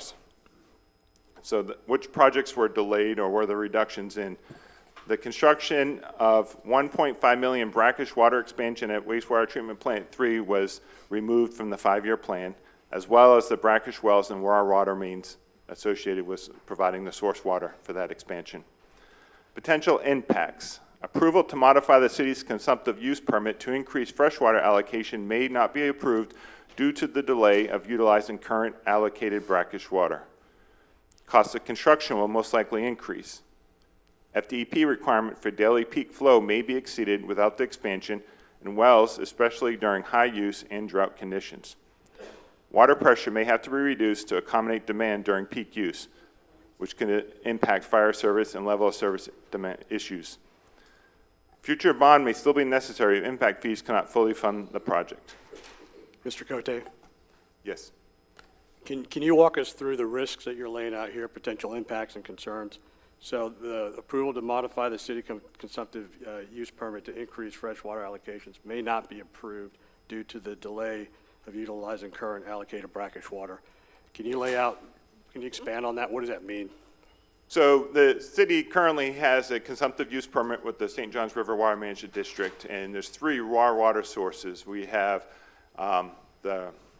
if you go back to the previous presentation, right. we have 3 sources. Brackish is one we have we're not utilizing yet. That's in our allocation. The other, our most common one, our CSA wells, is at our capacity. Okay. And for us to increase that capacity, we have to modify our consumptive use permit. So to ask for an increase in fresh water when we're not utilizing brackish water yet may not be permitted. They may allow a temporary until we get brackish online, but because it's not in our 5-year plan, we kept the design in the 5-year, so we're moving forward. We're drilling the test wells for brackish wells to do the monitoring before we can actually move that project forward. But there's no certainty that they will allow a permanent or temporary increase in our CSA freshwater raw source allocation. Okay, and then the FDEP requirement for daily peak flow may be exceeded without the expansion. Can you expand on that? Yeah, last year in June, we exceeded that one day. They look at your total permitted capacity, and if you exceed 75%, then that exceeds the regulation that DEP sets. So as we go through, it could be droughts, there's different things that cause, that need to be exceeded, additional capacity, use, whatnot. We have reduced pressure to help assist in us not exceeding that capacity as well, but that does have, implications for doing so. We are adding some ground storage tanks. We have one under construction now, and we are planning on adding one at Water Treatment Plant 3. So we're doing things to offset any potential impact of having those exceedances. We don't want to have them, and we're doing what we can, but we can't project and foresee, what kind of drought conditions or other usage demands we may have in the future. Okay, so there's a potential. There's a potential they could come back and FDP could say, you need to expand your water plant. And so we may have to move that brackish expansion up. And from a customer service perspective, there's a potential that, water pressure could go down. Correct. Because of it. Yes. To where our citizens are used to having a certain amount of service if these projects are taken out. Correct. Okay. Probably not, maybe in the future, not day one. Okay, thank you. So this slide is a summary of the 5-year wastewater capacity projects. You will note that impact fees are covering almost $59 million, with the balance coming from grants, loans, and a bond. The plan was only slightly modified, which we will cover on the next slide. Wastewater Treatment Plant 1 expansion and the PEP system still makes up the majority of these expenditures. So this fund was reduced in expenditures by roughly $7.5 million. The one project that was removed was the design and construction reclaim wet weather discharge project. It's directly related to I&I and PEP issues. So potential impacts and concerns, there's a concern with meeting regulatory requirements and received FDEP violations with overflows, plant overflows, and we could go over our effluent disposal parameters. The cost of construction will most likely increase, and the future bond may still be necessary. Impact fees cannot fully fund this project in the future. Mr. Cote, so removing this project could potentially not allow us to fix the water intrusion issues that we're currently having. Well, this one here is during wet weather. Our wastewater plant 1, our current treatment technology we have at the existing plant, exceeds the parameters that allows us to freely discharge that reclaimed water that's not being utilized during wet weather. So we have to discharge it. We're limited on how much we can discharge because it's not at the higher AWT level treatment. So this project kind of coincides with our conversion of the existing plant facility. So unless we find other ways that we can we can discharge more reclaimed water, we could have issues with trying to get rid of it during wet weather. Okay, so during... And I attributes to that because now the plant's treating more flow. Okay, so if we get rid of this project, we will continue to send out messages saying, don't flush your toilet, that kind of stuff, correct? Or am I wrong? Yeah, the plant with the plant expansion, we'll be able to treat the flow, but we're going to have issues getting rid of the effluent that we have at the plant. Now, we are adding a reclaimed ground storage tank as part of the expansion project, but that only can do so much. If we have an extended period of wet weather, it's going to be more of an issue. So this could be another item where we have some DEP non-compliance issues because we're discharging too much. Especially when we're getting 22 million gallons a day flowing through a 6.8 million gallon facility, wastewater facility. Yes, sir. Okay, thank you. So this slide is a summary of water R&R projects. Maintaining the existing infrastructure is critical and needs to be properly funded. You'll note that rates are covering over $32 million of project costs, with the balance coming from a bond. So the major costs of the water system are the water plants and meters, and most critically, the existing wells. The city's wells lose production capacity annually and require redrilling, rehab, or new wells to regain that lost capacity. There are no major changes with water R&R projects. And the one item I can make note of here is we are addressing water plant 1. The oldest water plant stayed in the R&R rehab. So I know there's the concerns with water quality at that plant, and this will address that aging facility and improve water quality, and as well as assist with adding some capacity there. So this slide is a summary of wastewater R&R projects. You will note that rates are covering over $47 million in project costs, the balance coming from bonds. The major changes include the removal of the rehab and conversion of wastewater treatment plant 1 and a reduction in sewer manhole and pipelining, both of which will be covered on the next slide. So we reduced expenditures by $110 million. So the projects that were delayed or reduced was the removal of the conversion and rehab of plant 1 to AWT and reducing the amount of funding for gravity sewer manhole lining. So some of those potential impacts is wastewater treatment plant 1 will function as a site with 2 wastewater plants in lieu of a single facility. Reduced gravity and sewer manhole lining will result in more I&I, thus more flow into the plants during rain events, and thus more sanitary sewer overflows into the streets, thus more PEP tank issues, and potential FDP violations with overflows and plant overflows. Cost of construction will most likely increase. A future bond will still be necessary as R&R funding cannot support a project of this cost. Conversion work will require a partial shutdown of plant operations. Therefore, work needs to occur while there is available capacity at the facility. Waiting could cause overflow during peak flows or daily flows if delayed too long. Limited lining will reduce reduction of I&I having to be treated at wastewater treatment plant 1. Grants will be sought, and any fund balance will be added to R&R at each budget year review. Reduced lining result in more emergency repairs that impact resident service and can be costly to repair. Mr. Cote, can you go through wastewater facility 1 will function as a site with 2 wastewater plants?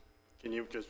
Yeah, they will not be integrated. So existing plant will remain and function as is. A new expanded plant will function as a separate AWT plant and cannot be integrated with the existing plant unless it's converted. So in the future, it could be integrated and converted, when it is converted. But currently, it will function as 2 plants. And AWT is the advanced water treatment that plant number 2? Yeah, plant number 2 has. And where plant 1 does not? Correct. Which could potentially put us in additional violations with not having AWT. Well, it's with the discharge, because it's not the treatment level. The ultimate treatment level isn't as high quality, I guess. So okay, it thank you. exceeds the thresholds, current thresholds. So this slide shows the proposed rate increases associated with the previously recommended scenario 3 at the top.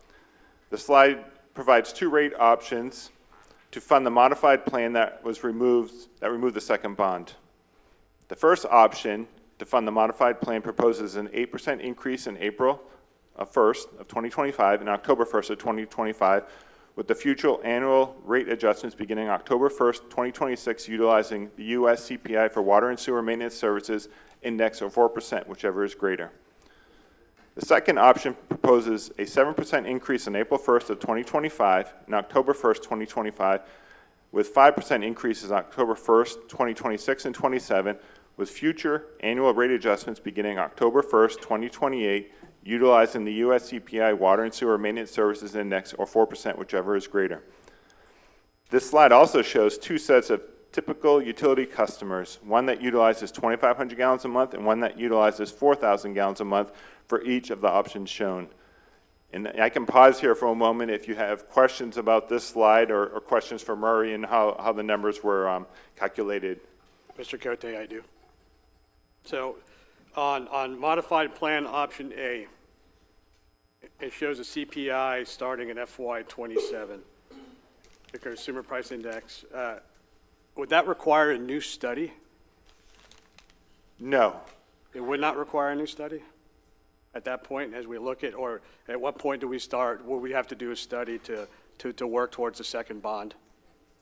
Well, in 27 and 28, we would be revisiting our impact fees, so we would relook at the rates at that time as well. So I guess it wouldn't require a study, but we're going to do one when we update the impact fees because it's a comprehensive study. If I could add, Carl, if you don't mind. I think what Carl's also pointing out here is that the annual index is meant to be semi-automatic. Okay, it would be approved during the budget process. So a separate rate study would not directly need to be initiated. But what I do want to remind the council is that later this year, to the extent one of the adopted rate plans are approved and the city elects to move forward with that first bond issue, there will be a study. That study may not require the city council to take action on rates. That's what we're asking the council to do here. But there will be a study to affirm the feasibility of issuing those bonds and the adopted rate path being adequate to repay those obligations. So there will be other studies, but it may not require an action by the city council. Well, would that study be required under the recommended plan?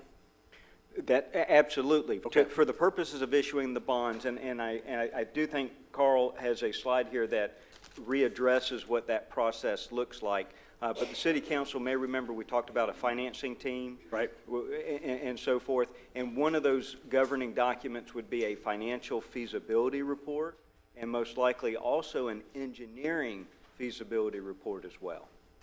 Okay. All right. Thank you, Murray. And then with regards to the recommended plan and the modified plan option A, so the price difference in monthly charges between FY29, between the recommended plan and option A, so we're talking a $10 difference, a month difference for the potential risks that we would be assuming from Florida Department of Environmental Protection violations and stuff backing up into people's homes and not having water pressure. Is that what we're talking about? Yes, for the 4,000 gallon user, that's what it shows. Okay. So that's the associated risk, the way I see it from between those two plans. Okay, thank you.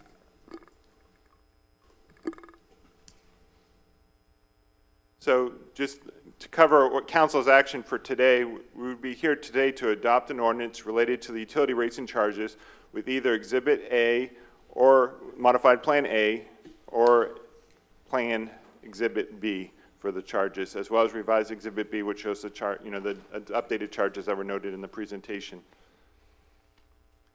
And then just to go over next steps, so this slide provides an overview of the next steps to provide bond proceeds by October of 2025. The financing team identified has council-approved continuing service agreements with the city and has experience from previous debt issuances for the city. In May or June, the financing team would begin drafting the financing documents. In August, the bond resolution would be presented for approval. And in August, there would be a posting of the 2025 bonds, preliminary statement. And in September, there would be the sale of the bonds, and in October would be the closing of the bonds. These dates may shift as we coordinate an SRF funding loan request and timing of funding need to coincide with project funding needs. This timetable is tentative and will be adjusted based on coordinating that loan in the funding need. But you can see that's the financing team that's worked with the city in the past and who we're proposing to move forward with going forward with the bonds. So that's the end of my presentation for today. Thank you, Carl. Back to the dais for discussion.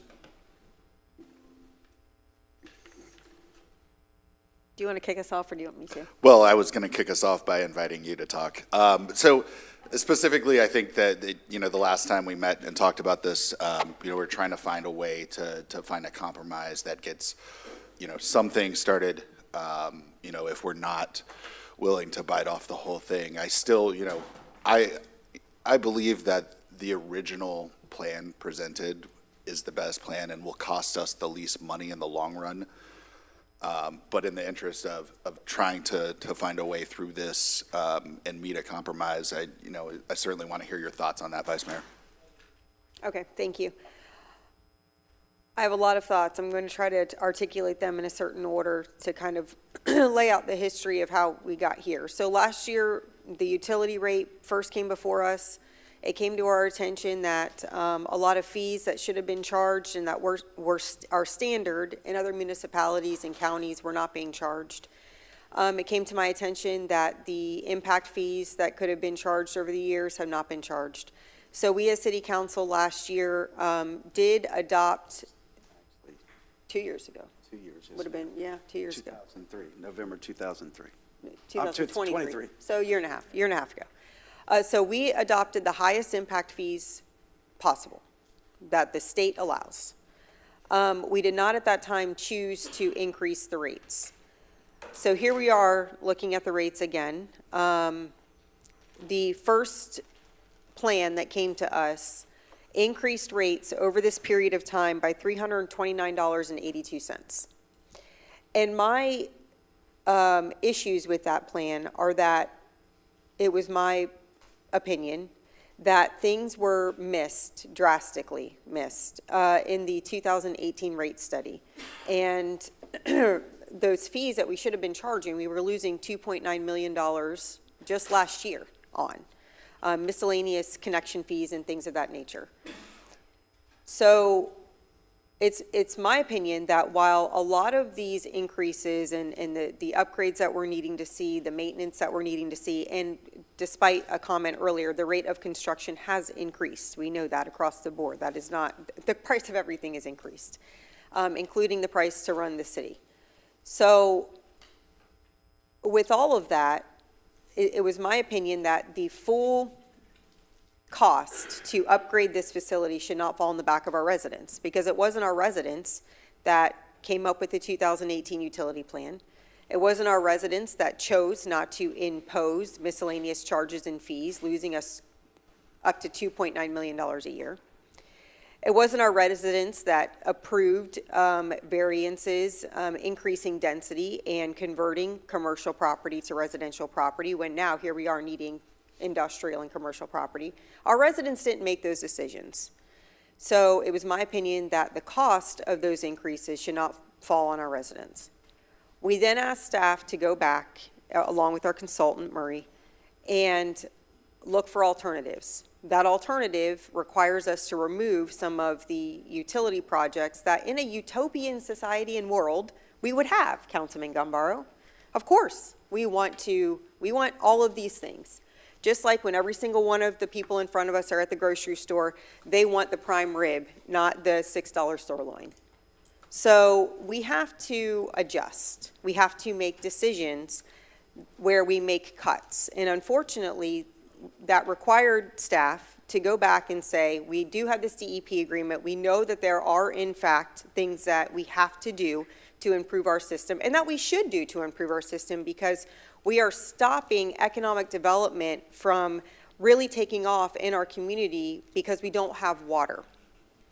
We have got to improve our economic vitality in this community so that we can diversify our tax base, take property tax burdens off of our residents, and bring in more commercial dollars. All of that requires us to improve our utility system.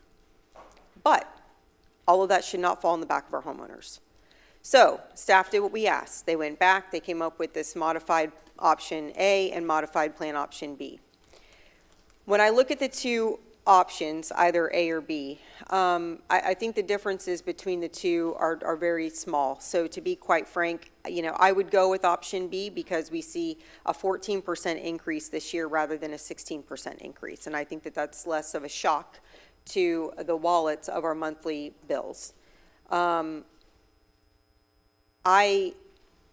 understand the angst from our residents. I understand the angst from staff. I understand the angst from my colleagues up here. I think all of us have prioritized infrastructure. We've all said that we are going to really focus on infrastructure in a number of ways, and this is top of that priority list. We've shown that in the appropriations asks that we've submitted to the state. We've asked Tallahassee for water and for help with our flooding, our stormwater. Those are vital to this community and to the continued healthy growth of the community. So, you know, I am grateful to you all, staff, for coming back with these modified plans. The fact of the matter is, we know that there were some misses in the past, but we can't rewind that clock. We can't go back and fix that. We can only say, well, we see what was done incorrectly. We were put in these seats to right some wrongs, so let's right some wrongs. Let's charge some miscellaneous fees that we haven't been charging. Check. Let's increase the impact fees to the max that we can so that we can help development to pay for itself. Check. Now here we are under a DEP agreement, and we are being told by staff the projects that we are including in modified plan option A and modified plan option B are necessary to meet the DEP requirements for that DEP agreement. So I say, this is what we have to do. This is what we have to go with. We cannot say we don't want any increases, and so we're not going to take care of these vital infrastructure needs. This is what we as council have to do. I hear in your comments, Councilman Gambaro, that you clearly want to go with the first recommended plan. And again, if it weren't the taxpayers and we had a blank check, I would agree with you. But it is the taxpayers that have to pay for this, us included. We're all taxpayers as well. So my position is that we go with modified plan option B.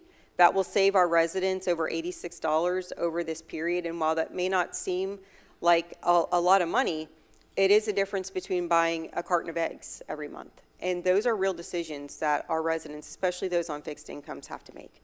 So I would encourage council to go with modified plan option B. Now, here's what I will say about, just very quickly, on the growth.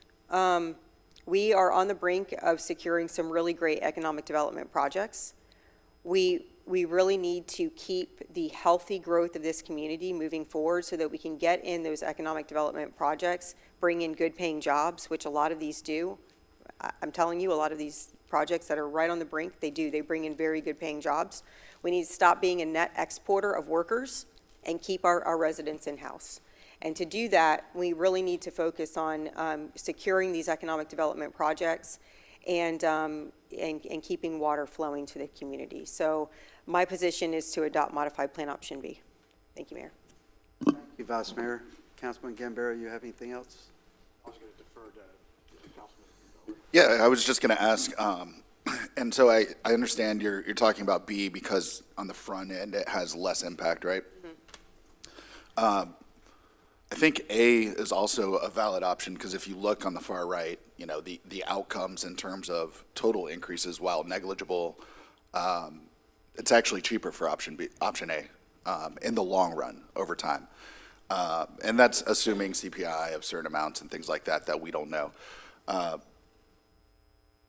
The other thing that I think it does is it still allows for the second bond to be a viable option because it's not, the first 2 years are not, or the first 2 increases are not a departure from that plan as well.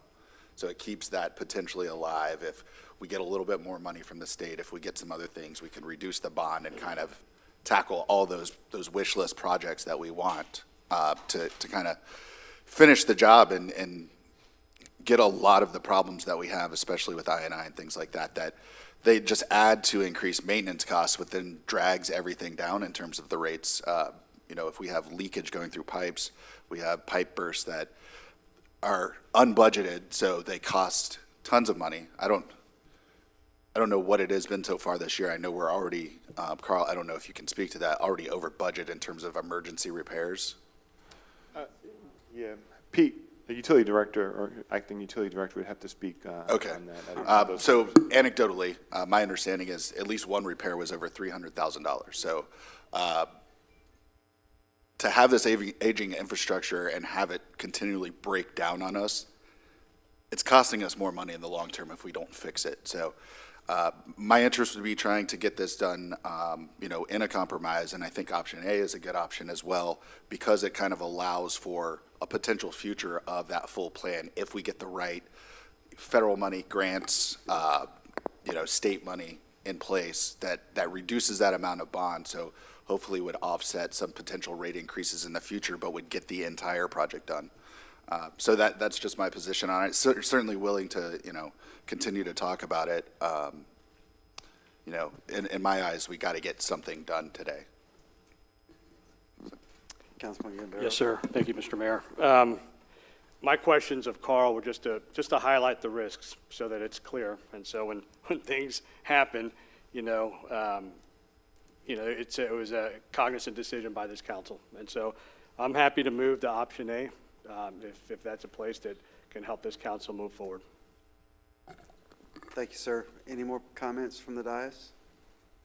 You're going to have to wait, sir. It's not public comment. Can I get a motion for either one of these two options? Mr. Mayor, I move that we approve modified plan option A. I'll second. Further discussion? No discussion? So the plan of the council is to move, the vote will be on going with option A. I'll open this for public comment. Please come forward, state your name for the record. Good morning. My name is Sandra Shank. Good morning, Mayor, Council, and concerned residents of Palm Coast. I stand before you this morning as a resident deeply concerned about the status of our city. This particular issue right here is an issue that when I applied to be appointed to the position, to that seat that Mr. Gambaro is sitting in, I was asked if I would support the referendum, and I said yes. Due to a lack of transparency, we stand in a position now where the residents are facing this type of an increase. In 2018, when the utility plan was completed in 2018, based upon a 3 to 5 year review, we should have already reviewed it at least 2 to 4 times. And if we had done that, been transparent, because there have been questions that have been asked about the current situation that we're facing right now. Those questions have been asked for several years within that 10-year period of time. And the can kept being kicked down the curb. Now, today, we understand that when it comes to developer impact fees, there is absolutely nothing that this council can do prior to 2028. So though the residents may want to see that happen, this is where honesty and transparency is extremely valuable. If people are told the truth, then they can support what needs to be done if we're told the truth. You know, when I moved to this community nearly 24 years ago, I thought I had arrived in utopia. With time, I've come to realize it doesn't exist. However, I do still believe in the possibility of a thriving city. We are still a young city compared to the surrounding municipalities within the Tri-County area. I had hopes that we would experience a course correction after several years of a downward spiral into chaos.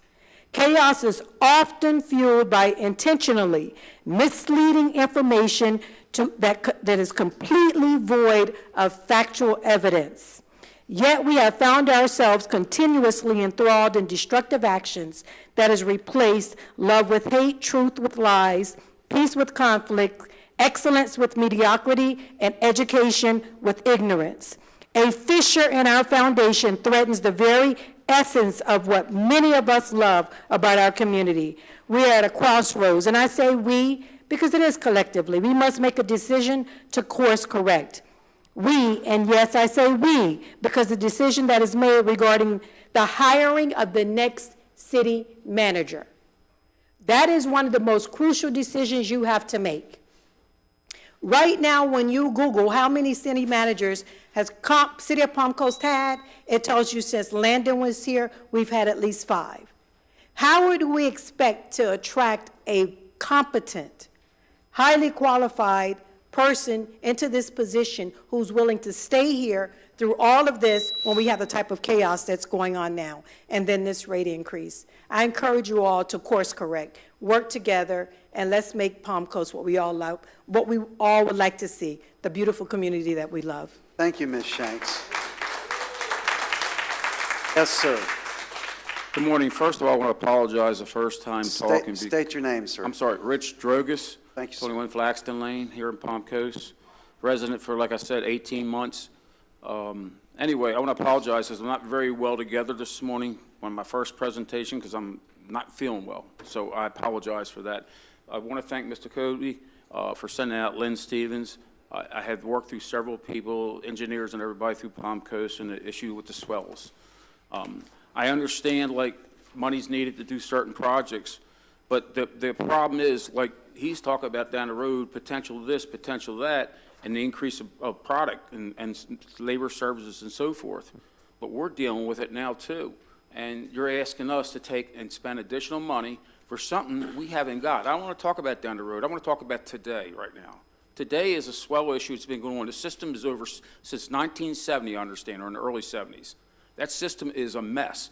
I'm not asking the city or whatever to take complete the whole system or the whole F section. I'm talking about several streets. Do a couple pilots just to see what, like Ms. Stevens mentioned or what I mentioned to the engineers, just to see if it works. Then you can go from there to decide if you want to go further on. Pilot would be the best since they've looked at 6 different locations around the surrounding areas, and their system is not working according to them. It's working, but it's not perfect.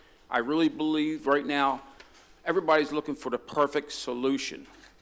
And when it comes to expense and so forth, you know, right now, simple things like when a person pipe burst down the street earlier on during the wet season, and then the people came out, fixed the pipe, they threw a big bunch of dirt in the swell. So when you could call them, they said, well, that's a maintenance issue. So you call maintenance, and they don't come out. I mean, it's bounced around. Again, this is bureaucracy. So when a code enforcement example, I was attending a meeting on my block where 2 driveways were collapsed. One was partially collapsed, the other one was.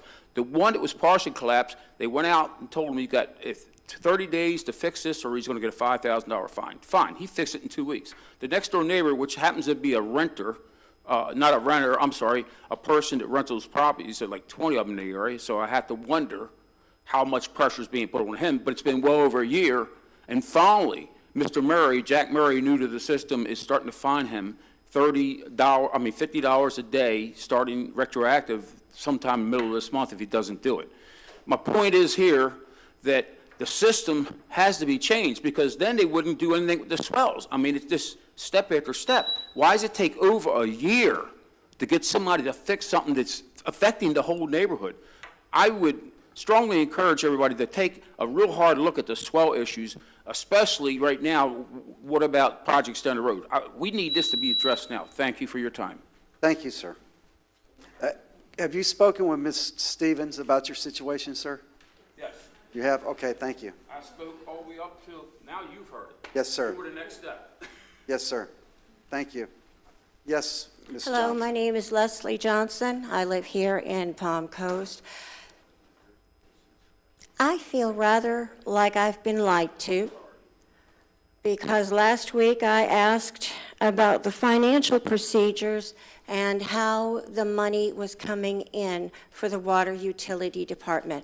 I understand that it's coupled with the enterprise fund and one other fund, and that somebody seems to think that it's okay to transfer between the water utility funds and, say, the general enterprise fund or whatever it is that it is. Okay, I don't have it written down. However, I did go research to the PC City Charter and looked at the water, reclaimed water and wastewater service financial procedures, specifically section 49-53.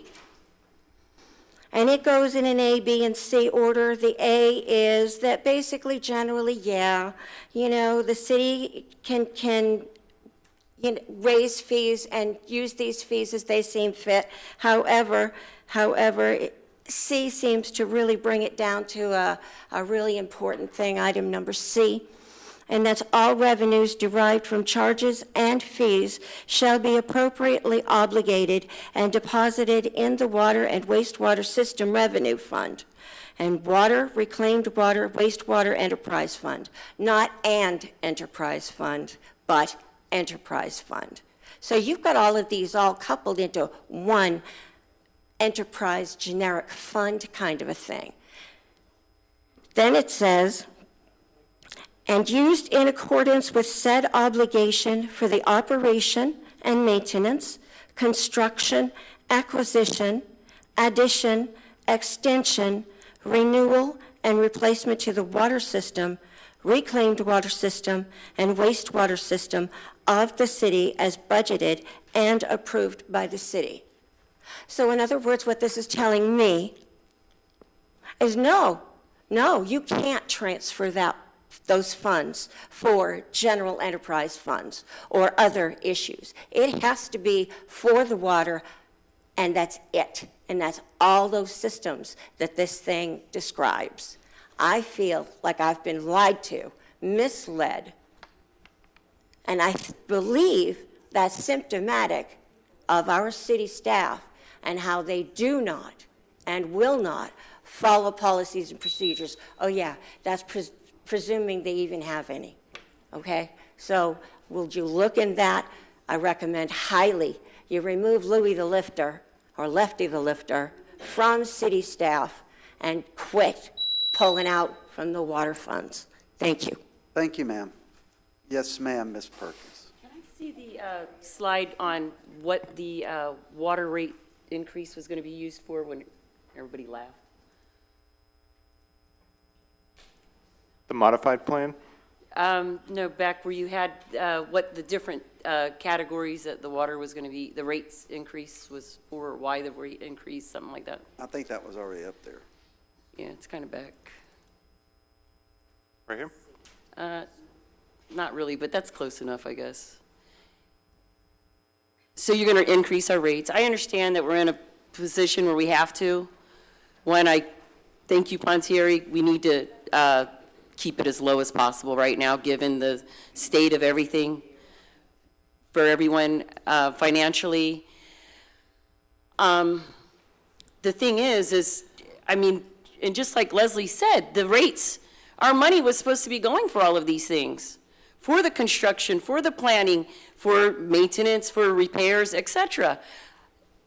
You can quadruple the impact fees. What does it matter when you guys mismanage the funds? Not you guys, but city staff, I guess. Somebody here is mismanaging funds. We pay a stormwater fee, but then we don't have money for stormwater. You know? All these fees we pay, and it's not going to what we paid it for. So until, I understand you're going to raise the rates, but it's incumbent on you to find out what's going on, why they're not managing this. Why are you going to ask the same people who mismanage what you should do? That's kind of crazy. I think you need somebody independent that they don't choose to find out, to do, I would say, a performance audit to find out what has gone on here. And it's incumbent on you. Having an MBA, I would think that you're taught to do such a thing. I had my own company. The only way we could run to make money was to plan. So we've had some poor planning here, and you need to get to the root of it, or we're going to keep being right back here to square one.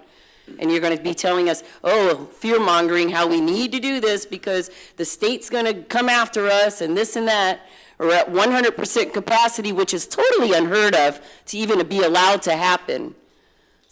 Again, heads need to roll. Start rolling them. Yeah.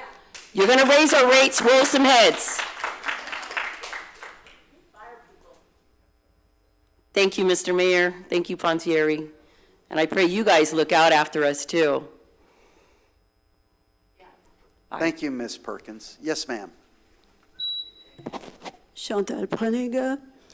I find it mind-boggling that you try to fix a water problem knowing that when it's going to be fixed, at the end of it, with all the added development, it's going to be back to zero. because we'll have more constructions. The moratorium that Mayor Norris tried to bring, nobody had the gut to second that. I just don't get it. Now, my question to you is, I hear this is obviously one problem at a time. So today is the water. I've been standing here previous years, and there was discussion of other problems, and the city has borrowed money as well. So I want to know, how much debt does the city already have that that plan would add up to? My water bill, by the way, usage is $20, but the complete bill is over $140. So it's not the water by itself that's expensive, it's everything else added to it, but where does that money go? I heard some people question that, and I question it too. I've asked her repeatedly to have an auditing of the books. We want to know, because we've paid for those things. Now, Teresa, you said you don't want the cost to rest on the residents, and yet you vote for one of those plans. So it's still going on the residents, you know, with no affirmation that by the end it's finished, we don't have to do it again. It's just, it's puzzling to me. I don't know, I'm really disappointed. I think you can do better than that. Thank you, ma'am. Yes, ma'am. Hi, I'm just a couple questions. State your name, please. Tony Michael, All W right, Tony. section. I hear a lot about how we're going to get bonds and everything. I'd like to know what collateral the city uses for these bonds. And also, we sent people out to Tallahassee before to get help with our water department. But, you know, they were selected people again from the last council, and they came back with something else that was against something that us residents voted for. So I suggest that if anybody else goes out to Tallahassee, that either, I'm sorry, for all you, especially you, especially to stay out of Tallahassee, maybe yourself or Teresa can go with whoever goes to Tallahassee and fight for our water department. And I've stated before, I have, with my ex-husband, a second house in Fruitland Park. My water bill has water, trash, and tax on it. It's $60 a month. When I leave, or if he leaves to go up north for whatever time, he calls up the water department and says, hey, I'm leaving for 4 months. Water department says, great, no problem. They turn the service off for the 4 months.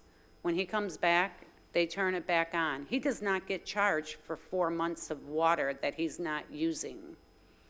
And that's another thing. We have so many people here who are snowbirds that leave their house empty, where water is not being used, but yet they're being charged. So they're actually paying for a service and water not used, which is kind of theft in my eyes, but that's like free money to the city because no water is being used. All right, so like I says, I'm still curious, you know, we got bonds and funds before, and they built one new well, which does no good, a reverse osmosis, because it's not efficient for what we need. The other wells bleed into it, so it even makes it not even a reverse osmosis, however you say it, well. You know, and I know it's not you, Mayor, I'm sorry. Teresa, I'm really, really surprised. I'm happy you want to go with the B, but I know it's a fight, and I just hope and pray to God both of you have enough strength to go against this evil that's going to be hitting you guys in the next few months, because, like I says, there is a deep, deep state in the city of Palm Coast, and by rattling the books, it's going to bring out a lot of dirty stuff. And believe me, a lot of residents, we're digging. Nothing's going to stop us from digging. And we're digging deep. We're connecting all the different companies that are all connected, and all the people in this office of the city of Palm Coast who are all related and connected somehow, and it has to stop. And also, one more thing before, it just amazes me that the city got that $54 million money, and that was in 2003. And then our last mayor decided, oh, I think it's great that we give ourselves a big, nice raise. So just, we got to look where the money's going. Thank you, Ms. Tony. Yes, sir, Mr. McDonald. Morning, Dennis McDonald. I heard Councilman Gambaro ask some good questions to Mr. Cody about the different facilities here in detail. And it kind of reminded me of a comment that you had made earlier in this discussion about utilities about, something like we identify a problem, we attack it, and we fix it, okay? Obviously, that, comes back to your experience in your work. So my question for you is, why haven't you attacked and fixed the problem? And the problem you were speaking about with Mr. Cody is called water incursion. It's been going on here since the very beginning of Palm Coast. We're decades into this thing, and nobody's fixed the incoming water, so you don't have to tell people not to flush their toilet when it rains. This is insanity. I've never lived in a place like this. You know what the problem is, but we have a subcontractor who gets paid a lot of money to fix this stuff. It's on a schedule. We can only allot so much of the money. Attack the problem. Fix the water incursion problem. It will help out a lot, okay? What I wanted to tell you is this, is that when you sit back here in the voter seats, okay, there's never any numbers. There's no numbers, actual money numbers from the builders. You ever notice that? All we get is fluff from the builders, okay? But there are two numbers that came forward in all this discussion in the last month, okay, and that is the bond issue that you're talking about. You're talking about $620 million, right? Okay, and you got Mr. DiLorenzo to admit to the fact that we're 19,000 units behind, okay? But that's probably the 620 isn't gonna take care of that. My question to you is, have you ever taken the only two numbers that have actually been put out on the floor here and done a little division? It comes out to $33,000, just short of $33,000 for those 19,000 units. Okay, you made a comment, Mr. Mayor, and said that we can't make it. You can't ever catch this thing. I've forgotten exactly what the words are. You can't ever catch it, because I can tell you, as a developer in commercial and multifamily over 40 years of my life, what you're doing here in Florida, and it's going on all over the place, is these impact fees that you're paying is only a way to fuel the developers, not the poor guys who work as the electricians and the plumbers, the developers. You can't fix it. Those numbers prove it. $33,000, but what you can do on an immediate basis is you can increase 3 fees that there is no control over. A water meter fee, a sewer hookup fee, okay, and a water hookup fee.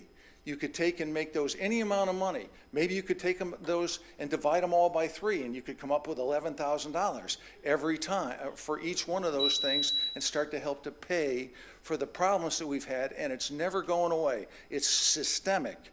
You can't fix it unless you step up and put the money up front. Thank you very much. Thank you, sir. Yes, Mr. Stone. I have a suggestion for you guys.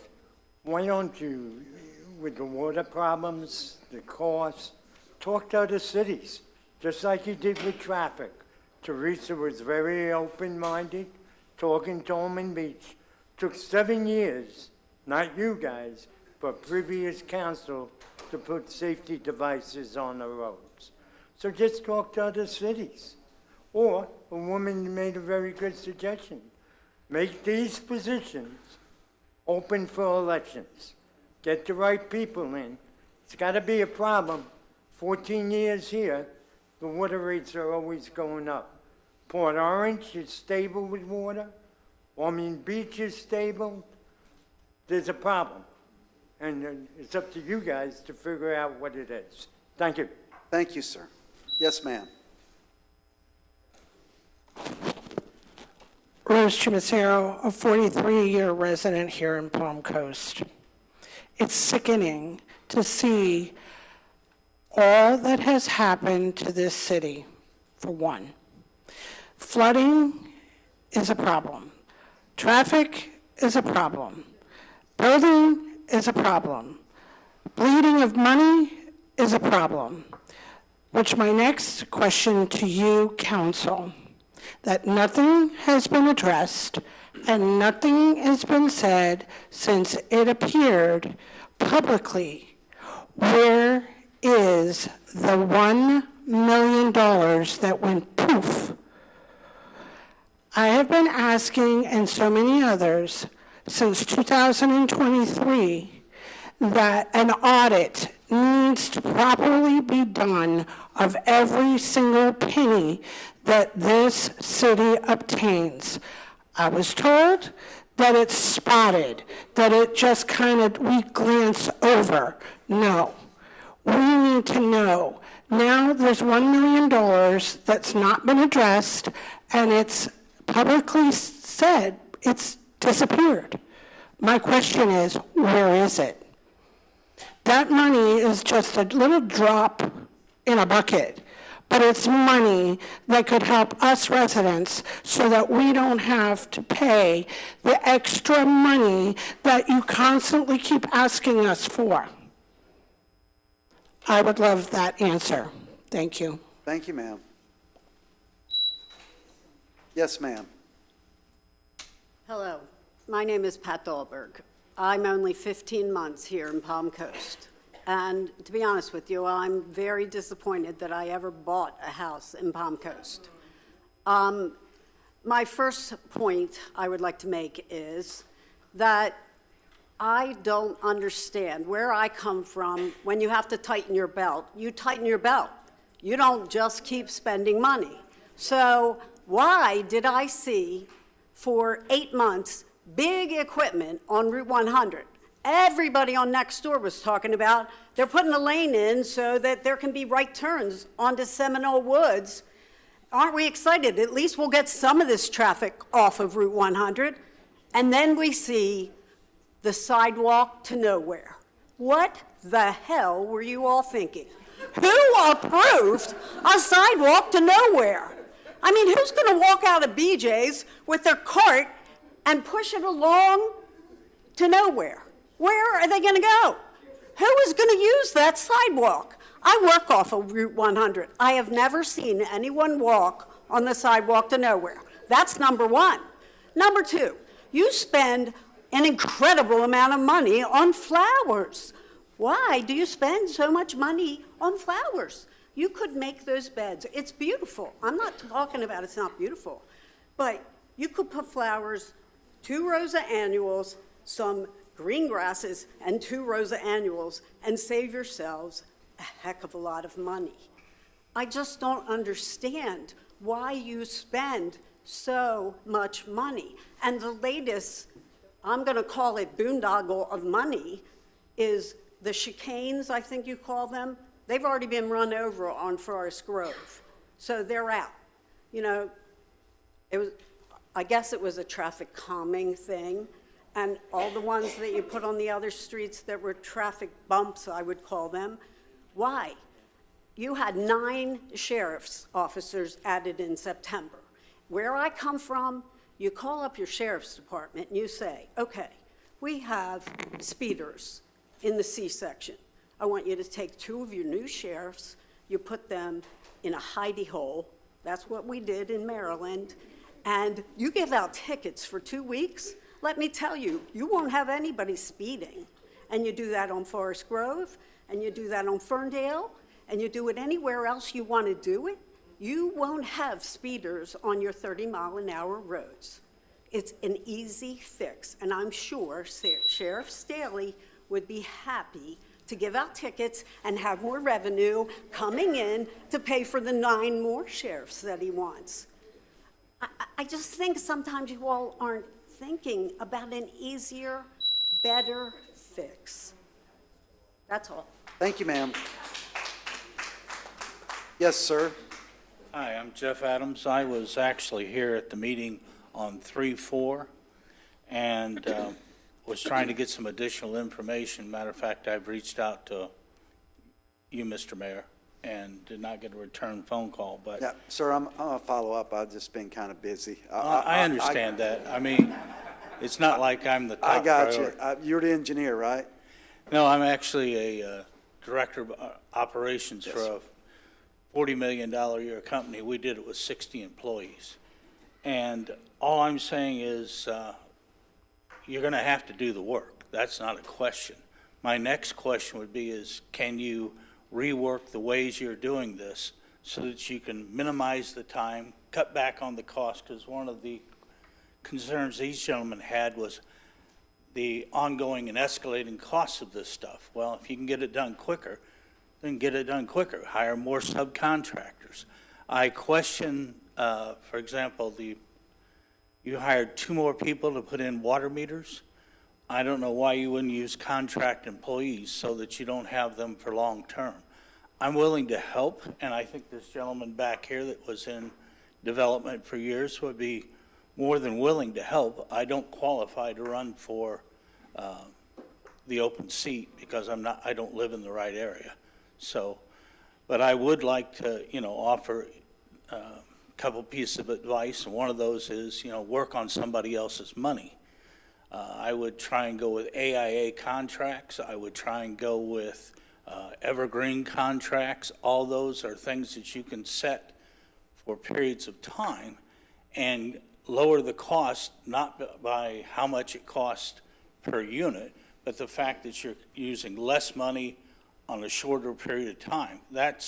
You're going to have to do the work. That's just, we're out of luck on that crap. We're out of luck. We've got to do the work.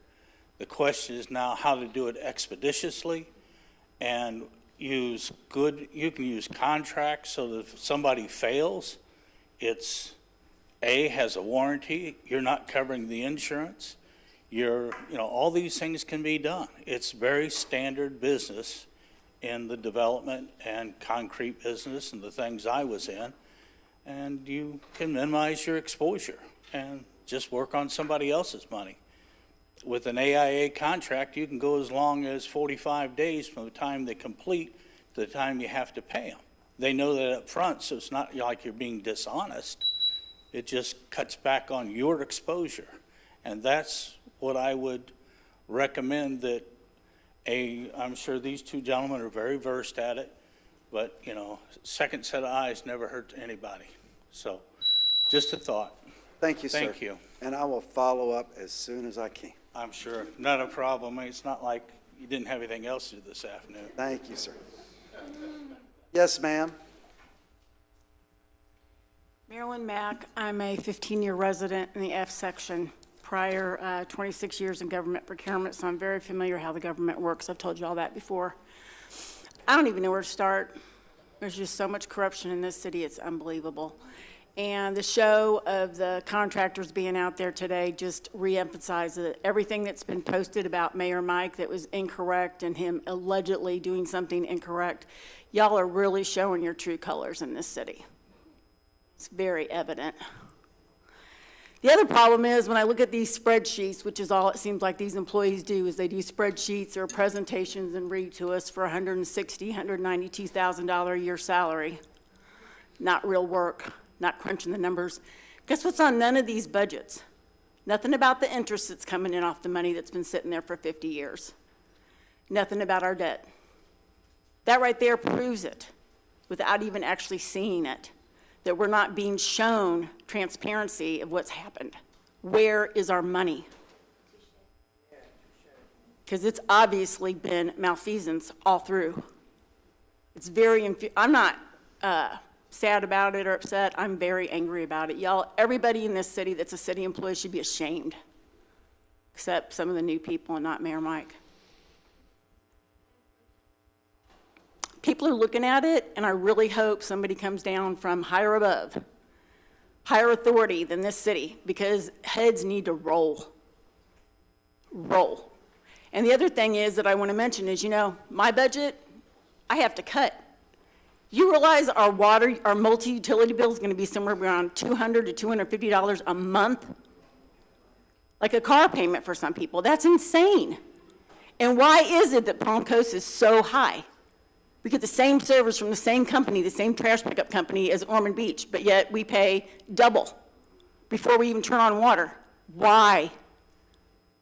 That's another reason that shows you there's malfeasance with the funds. You guys stole from the funds. It's obvious. So I'm asking today, again, for a forensic audit, if anything, a forensic audit on the utility department from day one, from every single penny that came in and every single penny that went out. Where did it go? We demand that as residents here that's our money. It's never any of y'all's money, it's our money. It's our city. It's our city buildings. It's our city assets. And the other thing is what Leslie read, you guys violate the charter through and through. You're not supposed to get us in this much debt. The debt that we have right now, we're not supposed to have. Now you want to get us in more debt. The charter doesn't even allow for that.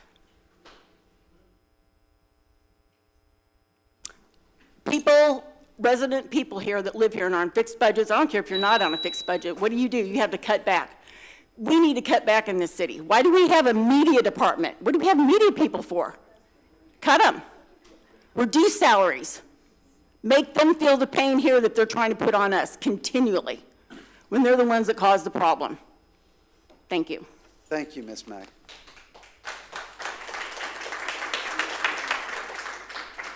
Yes, ma'am. My name is Kaylee Rickard, and I live in Palm Coast, and I also own a small business here.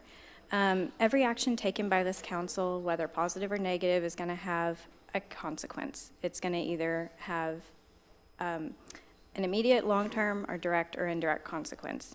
I've had to adjust my speech a little bit since y'all shut down the moratorium, so thank you. I might not be up here as long. I am in favor of the utility increase to get our infrastructure to be able to support the current and new citizens.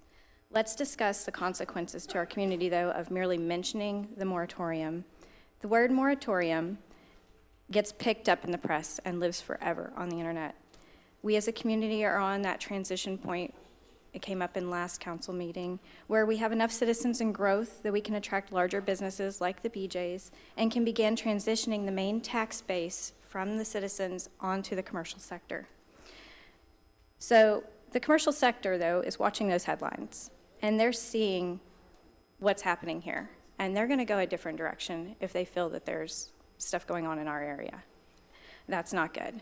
Since the word has even been mentioned twice recently, actually, we have work to do to bring this community up to somewhere people actually want to come to. Again, I love living in this area. I've been here for 15 years.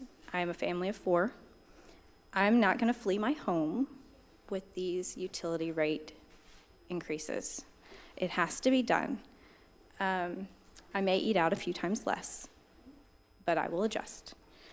Just as I pay for regular maintenance and repairs to my home, my vehicle, I expect, as a utility consumer, to pay for the regular maintenance and repair for the infrastructure, while impact fees pay for the capacity increases, which have also just been increased. The builders pay those. That's how it's supposed to be. Honestly, with all the talks of the moratorium, the pending hiring of the new city manager that appeared to be very biased at the last council meeting, the upcoming council person appointment, and the actions outside of the charter trying to fire the city staff illegally, I would ask that our mayor would evaluate his place in this office and if it is still in the best interest of our city. Thank you, ma'am. Yes, Ms. Long, how can we help you? Good morning, Anna Maria Long, Executive Officer, Flagler Home Builders Association, and resident of Indian Trails, 35 years. Staff was recently asked a question that would automatically give an inflammatory answer. How many units are in the pipeline? The answer, 19,000, understandably sent residents into a tailspin. So let's break down the 19,000 number and let your constituents take a deep breath. 11,740 units are within developments, many of which won't come to fruition for well over a decade. With being within developments, obviously that means that the developments will maintain their own stormwater, their own infrastructure, et cetera. They will not become a burden on the city. In fact, of those, only 6,280 have even made it to final plat. Final plat means that those subdivisions have all come before City Council for a final detailed map, allowing it to be legally recorded within the county. This does not issue a development order or building permit. For terms of timeline, many of the developments that we've seen getting issued building permits here in the last 3 years, many of those were put into final plat in the early 2000s. 7,392 ITT lots that are left, and they are entitled to be developed. That means a property owner, just like any of us here today, own the land and has the right to build on it. It doesn't mean it's going to happen today or even tomorrow, but at some point they may want to, and when they do, they are legally entitled to do so. We've averaged just over 2,000 building permits for single-family residential, plus a few hundred multifamily tops completed each year since 2020, and far less before that. If we were to maintain that current pace, which is higher than average for Palm Coast, but still about half of what we were doing during the boom, it would still take us almost 10 years to reach 19,000 permits, assuming that every single developer and every single landowner of an ITT lot actually wants to and has the funding to develop in that time frame.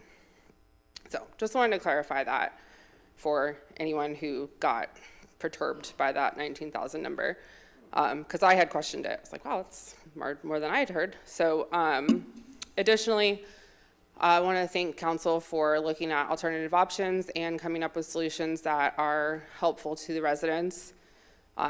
As a family of 5 myself, well 6 because my mom and 3 kids who really like eggs and are really expensive. They're a cup of coffee or a carton of eggs per month, and that can be a lot. So I encourage you guys to continue working to a solution so that we can get our infrastructure in line, as it is what you all promised to do. Thank you. Thank you, ma'am. Yes, sir, Mr. Davis. Good morning, Jeremy Davis, P section. Anyways, president of the Builder Association, that's very nice. All right, got it. I look around in this room, I see a lot of elderly people here. I know that this community is made of elderly people. Y'all are robbing the elderly people. I'll gladly be Robin Hood, because it's wrong what y'all are doing. My mom has had to come out of retirement to go back to work. This is ridiculous what is going on.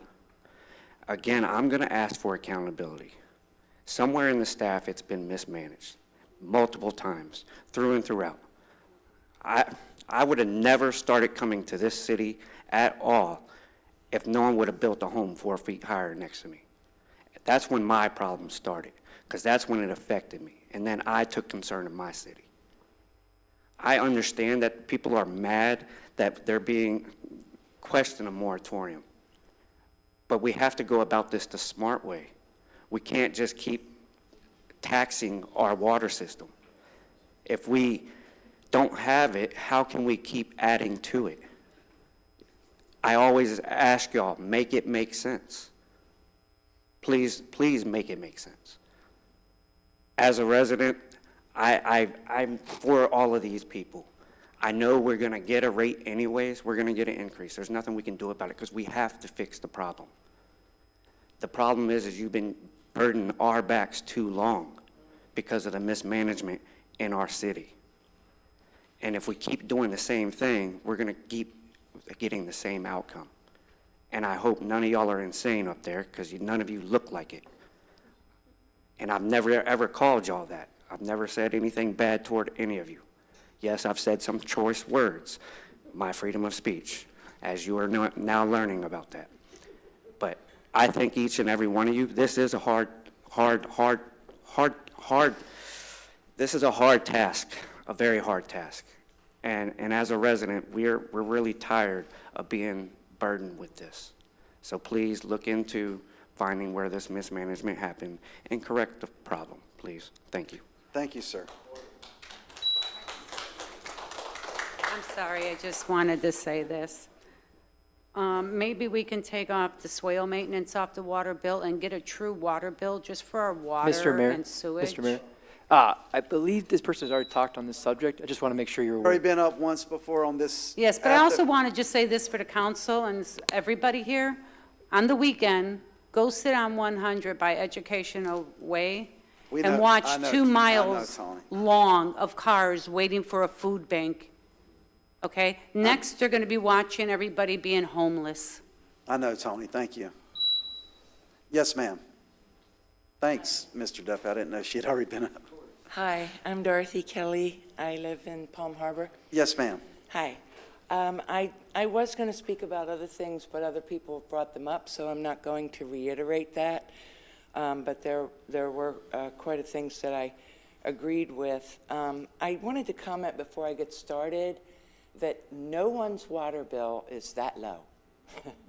I've also lived in four other states, another country, and 3 cities in Florida, and Palm Coast is the highest utility bill I've ever had. So I just wanted to bring that up. But I also want to be proactive and address some things that might help, hopefully, and also that concern me.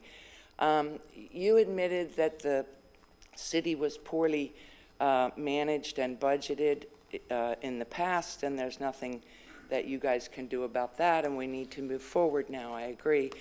But yet it appears as though, based on the way that you guys voted earlier on a motion that the mayor made, that you were willing to allow this potentially to occur again. Why not put a moratorium solely on new community development? I'm not referencing the single-family lot owner who wants to develop his house or a local builder who wants to buy that lot and develop a spec house. I'm referencing these communities that have been approved over and over again over the last years with hundreds and hundreds of new homes coming in. And we know, based on the conversations or the information you gave us today, that the impact fees have already been addressed, so they can't be raised again. But when you're bringing in communities with hundreds and hundreds of houses, they're impacting more than just the sewer and water. They're impacting roads. They're impacting and creating much more impervious areas. So we have to, the city has to take on expenses of controlling pervious areas and groundwater drainage so that we can prevent flooding. You just spent $9.2 million doing that in Indian Trails.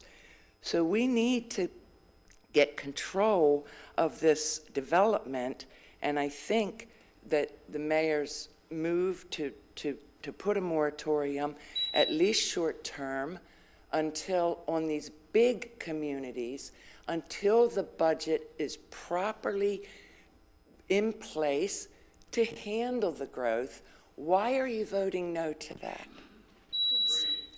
Thank you. Thank you, ma'am. Thank you.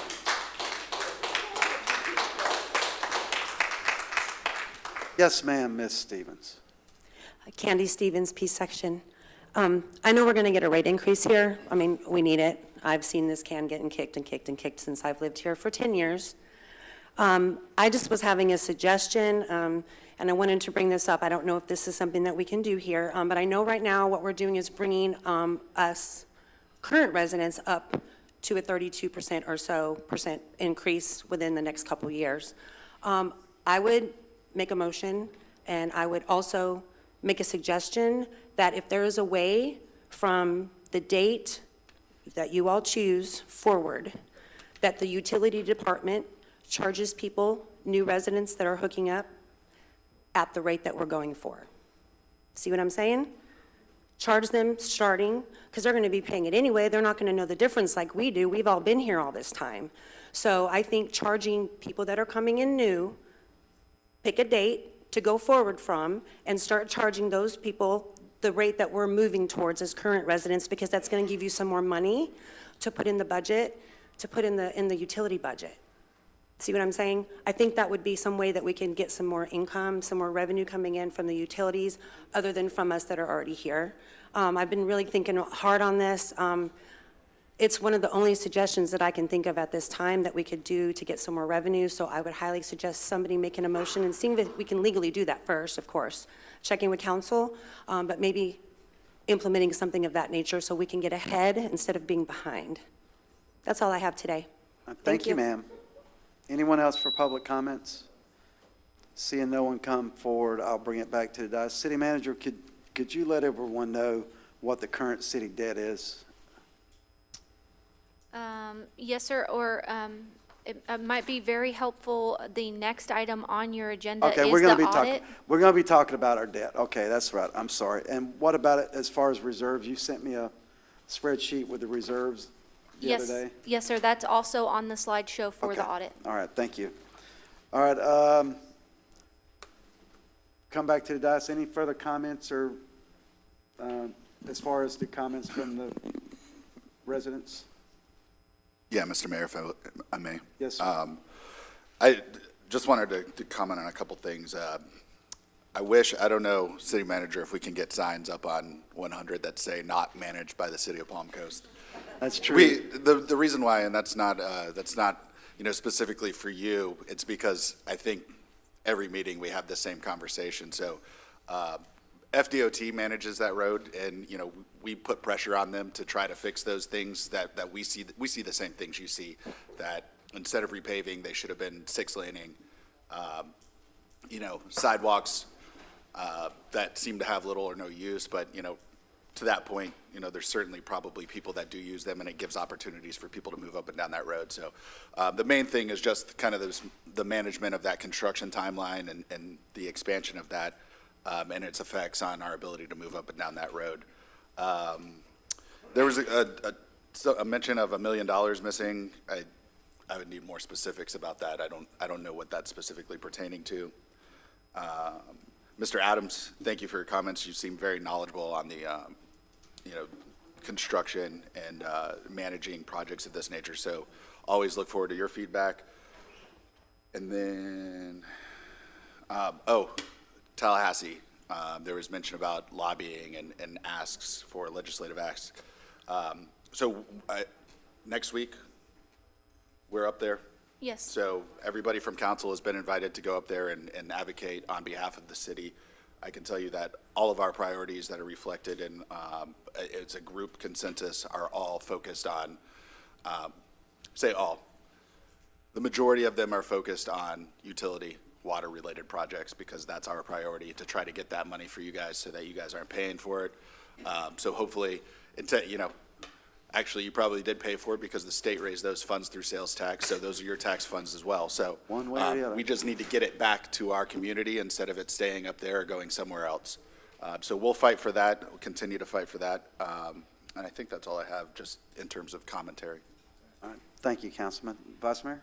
So because we can't discuss these things outside of the dais, I have a couple questions for my colleagues. What's the alternative to not accepting one of these plans?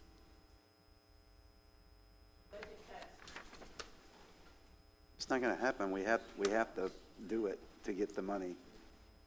We have to have the capital to fix the previous problems just to bring us up to where we're at now with the housings and the housing units.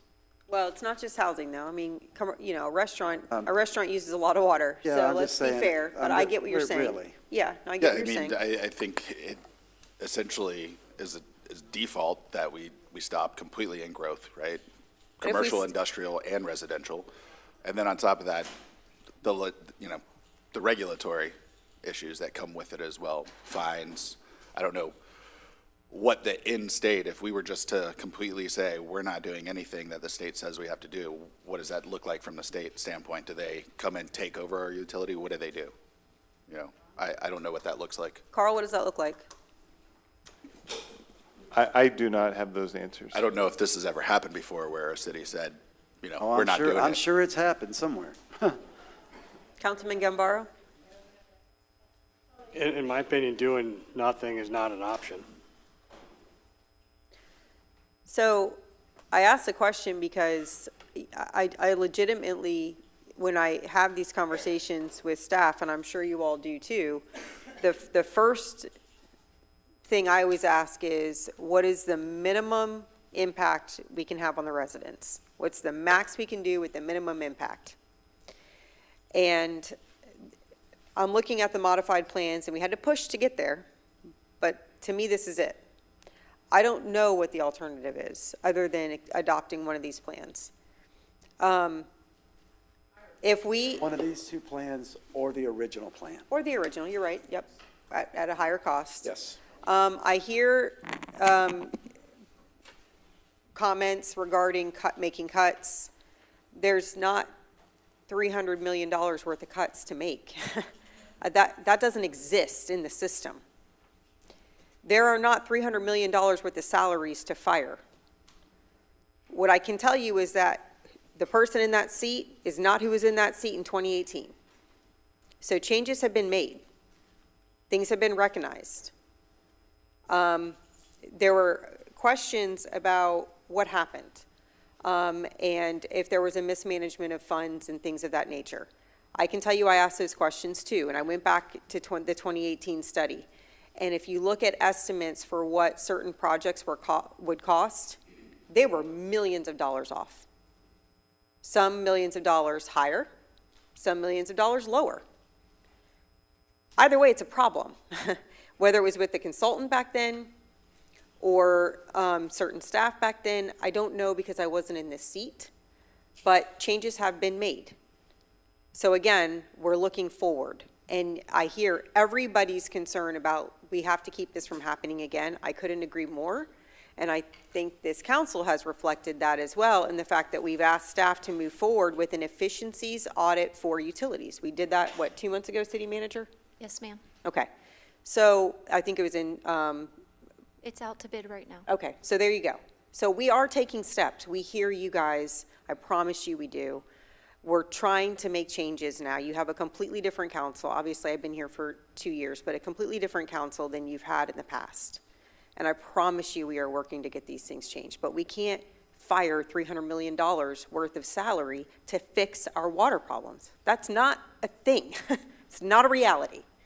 So please, please understand, there have to be reasonable steps to move forward. Now, if in 2 years we're here and we see that there could have been efficiencies that came up in our audit and we don't take steps to adopt those recommendations, by all means, raise Cain. Hold us accountable. But we are taking steps to address all of these issues. My other question, when you all were evaluating this plan and looking back at other plans, did you see any red flags as far as a mismanagement in projects and efficiencies? And I only ask because, again, we're looking to fix things moving forward, and this is the only place we can talk about this. Anybody? Yeah, so I just wanted to comment on,